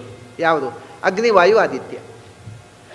ಸೂರ್ಯ, ವಾಯು ಮತ್ತು ಅಗ್ನಿ 3 ಸ್ಥಾನಗಳು. ವೇದದಲ್ಲಿ ಉಪಾಸನೆಯ ಪ್ರತೀಕಗಳು 3. ಭಗವಂತ ಆದ ಕೂಡಲೇ ಭಗವಂತನ ಉಪಾಸನೆಯ ಪ್ರತೀಕ. ಅದರಲ್ಲಿ ಮುಖ್ಯ ಪ್ರತೀಕ ಯಾವುದು? ಗಾಯತ್ರಿ ಪ್ರತಿಪಾದ್ಯನಾದ ಭಗವಂತನನ್ನು ಸೂರ್ಯನಲ್ಲಿ ಉಪಾಸನೆ ಮಾಡೋದು. ಸೊ ವಿಷ್ಣು ಆದ ಕೂಡಲೇ ವಿಷ್ಣು ಉಪಾಸನೆಯ ಮುಖ್ಯ ಪ್ರತೀಕ. ಸಮಸ್ತ ವೇದ ಸಾರಭೂತವಾದ ಗಾಯತ್ರಿ ಪ್ರತಿಪಾದ್ಯನಾದ ನಾರಾಯಣನ ಆ ಪ್ರತೀಕ ಯಾವುದದು? ಸೂರ್ಯ. ಅದನ್ನು ಹೇಳೋದು ಜ್ಯೋತಿಷಾಂ ರವಿರಂಶುಮಾನ್. ಸೂರ್ಯ, ಅಗ್ನಿ, ವಾಯು, ಆದಿತ್ಯ. ಸ್ವರ್ಗಲೋಕದಲ್ಲಿ ಭಗವಂತನ ಉಪಾಸನೆಗೆ ಸ್ವರ್ಗಲೋಕದಲ್ಲಿ ಇರತಕ್ಕ ಪ್ರತೀಕ. ಭೂಮಿಯಲ್ಲಿ ಜ್ಞಾನಿಗಳೆಲ್ಲ, ಋಷಿಗಳು ಮತ್ತು ಉಪನೀತನಾದ ಸಮಸ್ತ ವೇದಾಧ್ಯಯನ ಮಾಡಬೇಕಾದವರೆಲ್ಲ ಉಪಾಸನೆ ಮಾಡಬೇಕಾದಂಥದ್ದು ಸೌರಶಕ್ತಿಯಲ್ಲಿ ಭಗವಂತನ ಉಪಾಸನೆ. ಹೇಗೆಂದರೆ ಮುಖ ಯಾವುದು ನನ್ನ ದೇಹದಲ್ಲಿದೆಯೋ ಅದೇ ಸೂರ್ಯಮಂಡಲದಲ್ಲಿದೆ. ಸಯಶ್ಚಾಯಂ ಆದಿತ್ಯೆ ಯಶ್ಚಾಸು ಆದಿತ್ಯೆ ಸ ಶರೀರೇ ಯಶ್ಚಾಸವಾದಿತ್ಯೆ ಸಯಶ್ಚಾಯಂ ಪುರುಷೇ ಯಶ್ಚಾಸವಾದಿತ್ಯೆ. ಈ ದೇಹದಲ್ಲಿ ಇರತಕ್ಕ ಭಗವಂತ, ಸೂರ್ಯಮಂಡಲದಲ್ಲಿರತಕ್ಕ ಭಗವಂತ, ಅವನೇ ಪಿಂಡಾಂಡವನ್ನು ಬ್ರಹ್ಮಾಂಡವನ್ನು ನಿಯಂತ್ರಿಸುವ ಭಗವಂತ. ಹಾಗೆ ಬ್ರಹ್ಮಾಂಡ ನಿಯಾಮಕರಾದ ಭಗವಂತನನ್ನು ಪಿಂಡಾಂಡದಲ್ಲಿ ಉಪಾಸನೆ ಮಾಡಬೇಕು. 2ನೇ ಮಜಲು. ಅದಕ್ಕೋಸ್ಕರ ವಿಷ್ಣು ಆದ ಕೂಡಲೇ ರವಿಹಿ ಅಂತ ತಗೊಂಡು. ಯಾಕೆಂದರೆ ಭಗವಂತ ಜ್ಯೋತಿರ್ಮಯ. ನಮ್ಮ ಕಣ್ಣಿಗೆ ಕಾಣತಕ್ಕಂಥ ಜ್ಯೋತಿಗಳೆಲ್ಲ ದೊಡ್ಡ ಜ್ಯೋತಿ ಅಂದರೆ ಸೂರ್ಯ. ಜ್ಯೋತಿಷಾಂ ಅಂಶುಮಾನ್ ರವಿಹಿ, ಕಿರಣಗಳಿಂದ ಜಗತ್ತನ್ನು ವ್ಯಾಪಿಸುವ ಸೂರ್ಯ. ಯಾಕೆ ಅಂಶುಮಾನ್ ರವಿ ಅಂತ ಹೇಳಿದರು ಅಂದರೆ, ಅಂಶುಮಾನ್ ಕಿರಣಗಳಿಂದ ವ್ಯಾಪಿಸಿರುವ, ಅಂಶು ಅಂದರೆ ಕಿರಣ. ಭಗವಂತನೂ ಕೂಡ ಆ ಕಿರಣಗಳಲ್ಲಿ ಸನ್ನಿಹಿತನಾಗಿ ಸೋಲಾರ್ ಎನರ್ಜಿಯಾಗಿ ವಿಶ್ವದಲ್ಲಿ ವ್ಯಾಪಿಸಿರುವವ. ಅಷ್ಟೇ ಅಲ್ಲ, ಅವನೇ ಅಂಶು ಅಂದರೆ ಅಂಶ, ಭಗವಂತನ ಭಿನ್ನಾಂಶಗಳಾಗಿರತಕ್ಕಂಥ ಜೀವರುಗಳು ಅಂಶಗಳು, ಆ ಅಂಶಗಳಲ್ಲಿ ಅಂತರ್ಯಾಮಿಯಾಗಿ ಪಿಂಡಾಂಡದಲ್ಲಿ ತುಂಬಿರುವವನು ಅವನೇ. ಅವನೇ ರವಿಹಿ, ಸೂರ್ಯದಲ್ಲಿ ಇದ್ದಾನೆ. ಅವನು ರವಿಹಿ, ಸೂರ್ಯ. ರವಿ ಅಂದರೆ ಸೂರ್ಯ. ನೀವು ಡಿಕ್ಷನರಿ ನೋಡಿದ್ರೆ ರವಿಹಿ ಅಂದರೆ ಸನ್ ಅಂತ ಹೇಳ್ತಾರೆ. ಸನ್ ಅನ್ನೋದು ಮತ್ತು ಭಾರಿ ವಿಚಿತ್ರ ಇದು, ಇಂಗ್ಲೀಷರು ಕದ್ದ ಶಬ್ದ ಅದು. ಅದು ಇಂಗ್ಲೀಷ್ ಶಬ್ದ ಅಲ್ಲ, ಸಂಸ್ಕೃತ ಶಬ್ದವೇ. ಸನ್ ಅಂತ ಅನ್ನೋದಕ್ಕೆ ಎರಡು ಥರ ಸ್ಪೆಲ್ಲಿಂಗ್ ಬರೀತಾರೆ ಅವರು. ಒಂದು SUN, ಒಂದು SON. ಎರಡನ್ನು ಹೇಳೋದು ಒಂದು ಸೊನ್ನು ಸುನ್ನು ಅಂತ ಏನು ಹೇಳೋದಿಲ್ಲ, ಸನ್ ಅಂತ ಹೇಳ್ತಾರೆ. ಓದೋದು ಒಂದೇ ಥರ, ಸ್ಪೆಲ್ಲಿಂಗ್ ಎರಡು ಥರ ಬರೀತಾರೆ. ಗಮ್ಮತ್ತೇನು ಅಂದರೆ, ಇದು ಪೂರ್ತಿ ಸಂಸ್ಕೃತದಿಂದ ಕದ್ದದ್ದು. ಏನು ಸಂಸ್ಕೃತ? ಸೂನುಃ ಪುತ್ರೇ ಅರ್ಕೇಚ, ಸೂನುಹು ಅಂತ ಶಬ್ದ ಸಂಸ್ಕೃತದಲ್ಲಿ. ಅದಕ್ಕೆ ಅರ್ಥ ಮಗ ಮತ್ತು ಸೂರ್ಯ ಅಂತ. ಇದನ್ನು ಅರ್ಥದಿಂದ ಹಿಡಿದು ಶಬ್ದ ತನಕ ಎಲ್ಲ ಕದ್ದದ್ದು ಇಂಗ್ಲೀಷ್ನಲ್ಲಿ. ಸೂನುಹು ಪುತ್ರೇ ತಥಾ ಅರ್ಕೇಚ. ಸೂನು ಅಂದರೆ ಮಗ, ಅದೇ ಸಣ್ಣ ಆಯಿತು. ಸೂನು ಅಂದರೆ ಸೂರ್ಯ, ಅದೇ ಸಣ್ಣ ಆಯಿತು. ಅದೇ ಸೂನುವೆ SUN ಅಂತೆ ಬರೆಯೋದು, ಕಡೆ ಸೂನು ಅಂತ ಹೇಳೋದು ಸಣ್ಣ ಅಂತ ಹೇಳೋದು ಅಷ್ಟೇ. ತಪ್ಪಾಗಿ ಓದಿಬಿಟ್ರೆ ಇಂಗ್ಲೀಷ್ ಆಗುತ್ತೆ, ಕರೆಕ್ಟ್ ಹೇಳಿದ್ರೆ ಸಂಸ್ಕೃತ ಆಗುತ್ತೆ, ತಪ್ಪಾಗಿ ಹೇಳಿದ್ರೆ ಇಂಗ್ಲೀಷ್ ಆಗುತ್ತೆ. ಬರೇ ಪೆದ್ದರ ಭಾಷೆ ಇದು, ವಿಚಿತ್ರ. ಸೂನುಹು ಅರ್ಥ ಕೂಡ ಈಗ ಸಂಸ್ಕೃತದಲ್ಲಿ ಸೂನು ಅಂದರೆ ಮಗ ಮತ್ತು ಸೂರ್ಯ, ಇಂಗ್ಲೀಷ್ನಲ್ಲಿಯೂ ಸನ್ ಅಂದರೆ ಮಗ ಮತ್ತು ಸೂರ್ಯ. ಉಚ್ಚಾರ ಬೇರೆ ಮಾಡಿಕೊಂಡ್ರಷ್ಟೇ. ಸೂನು ಅಂತ ಸಂಸ್ಕೃತ ಹೋಗಿ ಅಲ್ಲಿ ಸಣ್ಣ ಆಯಿತು. ಯಾಕೆ ಹೇಳಿದರೆ ರವಿಹಿ ಅಂದರೆ ಸಣ್ಣ. ರವಿಹಿ ಅಂತ ಯಾಕೆ ಹೇಳ್ತಾರೆ? ಸೂರ್ಯನಿಗಲ್ಲ, ಸೂರ್ಯನಿಗೆ ಕರೆಯೋದು. ರವಿನಾಮಕನಾಗಿ ಭಗವಂತ ಅವನೊಳಗಿದ್ದಾನೆ. ಆದ್ದರಿಂದ ಆ ಸೂರ್ಯನಿಗೂ ರವಿ ಅಂತ ಹೆಸರು. ಹೌದಾ? ನಾವು ಸೂರ್ಯನಿಗೆ ಅಂತ ಹೌದು, ನೀವು ಸೂರ್ಯನಿಗೆ ಅಂತ ತಿಳ್ಕೊಳ್ಳೋದು ಯಾಕೆ? ನೀವು ಇಲ್ಲಿ ಊರಿನಲ್ಲಿ ಯಾರೋ ಮಕ್ಕಳು ಹುಟ್ಟಿದ್ರೆ ರವಿ ಅಂತ ಹೆಸರಿಡ್ತಾರೆ. ಆ ರವಿ ಅಂತ ಹೆಸರಿಟ್ರೆ ಏನು ಅರ್ಥ ಇಲ್ಲ, ಸುಮ್ಮನೆ ರವಿ ಅಷ್ಟೇ. ರವಿ ಅಂತ ಕರೆದ್ರು ಒಂದೇ, ಅರವಿ ಅಂತ ಕರೆದ್ರು ಒಂದೇ, ಅದು ವೀರ ಅಂತ ಕರೆದ್ರು ಒಂದೇ, ಅವೀರ ಅಂತ ಕರೆದ್ರು ಒಂದೇ. ಸುಮ್ಮನೆ ಶಬ್ದ, ಮೀನಿಂಗ್ಲೆಸ್ ಆದಂಥ ಶಬ್ದ, ಬಡಬಡಿಕೆಗಳು. ಭಗವಂತ ಅಲ್ಲಿ ರವಿ ಶಬ್ದವಾಚ್ಯನಾಗಿ ಇದ್ದಾನೆ. ಹೌದಾ? ಯಾಕೆ ಭಗವಂತನಿಗೆ ಯಾಕೆ ಹೆಸರು? ಅದು ಬಡಬಡಿಕೆ ಅಲ್ಲ. ರವ ಪ್ಲಸ್ ಇ ಪರರೂಪ ಸಂಧಿ. ರವ ಅಕಾರ ಲೋಪ ಆಯಿತು. ಇ ರವ ಪ್ಲಸ್ ಇ ರವಿ. ಇ ಅಂದರೆ ಇಣಗತವು, ಗತಿ ಅಂದರೆ to go is to know. ರವದಿಂದ ತಿಳಿಯಲ್ಪಡುವವನು ರವಿ. ಇ ಅಂದರೆ ಟು ನೋ ಸಂಸ್ಕೃತದಲ್ಲಿ. ರವದಿಂದ ತಿಳಿಯಲ್ಪಡುವವ ರವಿ. ಯಾವ ರವ? ತತ್ಸವಿತುರ್ವರೇಣ್ಯಂ ಭರ್ಗೋ ದೇವಸ್ಯ ಧೀಮಹಿ ಧಿಯೋ ಯನಃ ಪ್ರಚೋದಯಾತ್. ಗಾಯತ್ರಿ ರವದಿಂದ ಯಾರು ಜ್ಞೇನೋ ಅವನಲ್ಲಿರುವ ನಾರಾಯಣ, ಅವನು ರವಿ. ರವದಿಂದ, ರವ ಅಂದರೆ ನಾದ, ಶಬ್ದ. ಯಾವ ಶಬ್ದ? ಗಾಯತ್ರಿ. ಗಾಯತ್ರಿ ರವದಿಂದ ಯಾರನ್ನು ನಾವು ತಿಳಿದು ಉಪಾಸನೆ ಮಾಡ್ತೇವೋ ಆ ರವಿ ಆ ಮಂಡಲದ ಒಳಗಿರುವ ಸೂರ್ಯನೊಳಗಿದ್ದಾನೆ. ಅದಕ್ಕೆ ಅವನಿಗೂ ರವಿ ಅಂತ ಹೇಳೋದು. ವಸ್ತುತಃ ರವಿ ಆ ಸೂರ್ಯನೊಳಗಿರತಕ್ಕ ಭಗವಂತ ರವಿ. ಜ್ಯೋತಿಷಾಂ ರವಿರಂಶುಮಾನ್, ಅವನೊಳಗೆ ರವಿ ಶಬ್ದವಾಚ್ಯನಾಗಿ ಗಾಯತ್ರಿ ಪ್ರತಿಪಾದ್ಯನಾಗಿ ನಾನು ಕೂತಿದ್ದೇನಪ್ಪ. ಆದ್ದರಿಂದ ಬೆಳಗಾತ ಎದ್ದು ಗಾಯತ್ರಿ ಮಂತ್ರ ಹಿಡ್ಕೊಂಡು ಜಪ ಮಾಡ್ತಾ ಸೂರ್ಯನ ಕೈ ಮುಗಿದು ಜಪ ಮಾಡ್ತೀರಿ. ಯಾಕೆ? ಸೂರ್ಯನಿಗೆ ಆ ಮಹತ್ವ ಬಂತು. ಬೆಳಕುಗಳೆಲ್ಲ ದೊಡ್ಡ ಬೆಳಕಾದ ಯಾಕೆ? ನಾನು ಬೆಳಕಾಗಿ, ಜ್ಯೋತಿಷಾಂ ಬೆಳಕುಗಳಿಗೆಲ್ಲ ಬೆಳಕು ನೀಡುವ ನಾನು ಮಹಾ ಬೆಳಕಾಗಿ ಅವನೊಳಗೆ ಕೂತೆ, ವೇದಜ್ಞೇಯನಾಗಿ ಅವನಿಗೆ ವೇದ ಪ್ರತಿಪಾದ್ಯತ್ವ ಕೊಟ್ಟೆ. ಆದ್ದರಿಂದ ಅವನು ಸೂರ್ಯ ಇವತ್ತು ಗಾಯತ್ರಿ ಉಪಾಸನೆಗೆ ಪ್ರತೀಕವಾದ, ಜಗತ್ತಿಗೆ ಬೆಳಕು ನೀಡುವ ಶಕ್ತಿ ಪಡೆದ. ನಾನೇ ಅಪ್ಪ ಅವನೊಳಗೆ ರವಿನಾಮಕನಾಗಿ ಇರುವವ, ಬೆಳಕು ಕೊಡುವವ ನಾನೇ. ಯಚ್ಚಂದ್ರಮಸಿ ಯಚ್ಚಾಗ್ನವು ಯದಾದಿತ್ಯಗತಂ ತೇಜ ಜಗದ್ಭಾಸಯತಿ ಅಖಿಲಂ ಯಚ್ಚಂದ್ರಮಸಿ ಯಚ್ಚಾಗ್ನವು ತತ್ತೇಜೋ ವಿಧಿ ಮಾಮಕಂ. ಹೀಗೆ ಭಗವಂತನನ್ನು ಮೊದಲು ಹೇಳಿದ, ಭಗವಂತನ ಮುಖ್ಯ ಪ್ರತೀಕವನ್ನು ಹೇಳಿದ, ಎರಡು ವಿಭೂತಿಗಳನ್ನು ಹೇಳಿದ. ಒಂದು ಸ್ವರೂಪ ವಿಭೂತಿ, ಒಂದು ಆವೇಶ ವಿಭೂತಿ. ಬೆಳಕು ಇದು ಸಜಾತೀಯ ಶ್ರೇಷ್ಠ್ಯಪ್ರದ. ಬೆಳಕುಗಳಲ್ಲೇ ದೊಡ್ಡ ಬೆಳಕು ಸೂರ್ಯ ಅಂತ. ಇದಾದ ಮೇಲೆ ನಾವು ಮುಂದೆ ಇನ್ನು ಯಾವ್ಯಾವ ಪ್ರತೀಕಗಳನ್ನು ಯಾವ್ಯಾವ ಕ್ರಮದಲ್ಲಿ ಕೃಷ್ಣ ಅರ್ಜುನನಿಗೆ ಹೇಳಿದ್ದಾನೆ ಅನ್ನುವುದನ್ನು ನೋಡಬೇಕು. ನಾಳೆ ದೊಡ್ಡ ಸಮಸ್ಯೆ ಏನು ಅಂದರೆ, ನಮಗೆ ನಾಳೆ ಒಂದೇ ದಿವಸ ಇರೋದು. ಅದರ ನಂತರ ಅನಿವಾರ್ಯವಾಗಿ ನಾನು ನಾಡಿದ್ದು ನಂದ್ಯಾಲಕ್ಕೆ ಹೋಗಬೇಕು.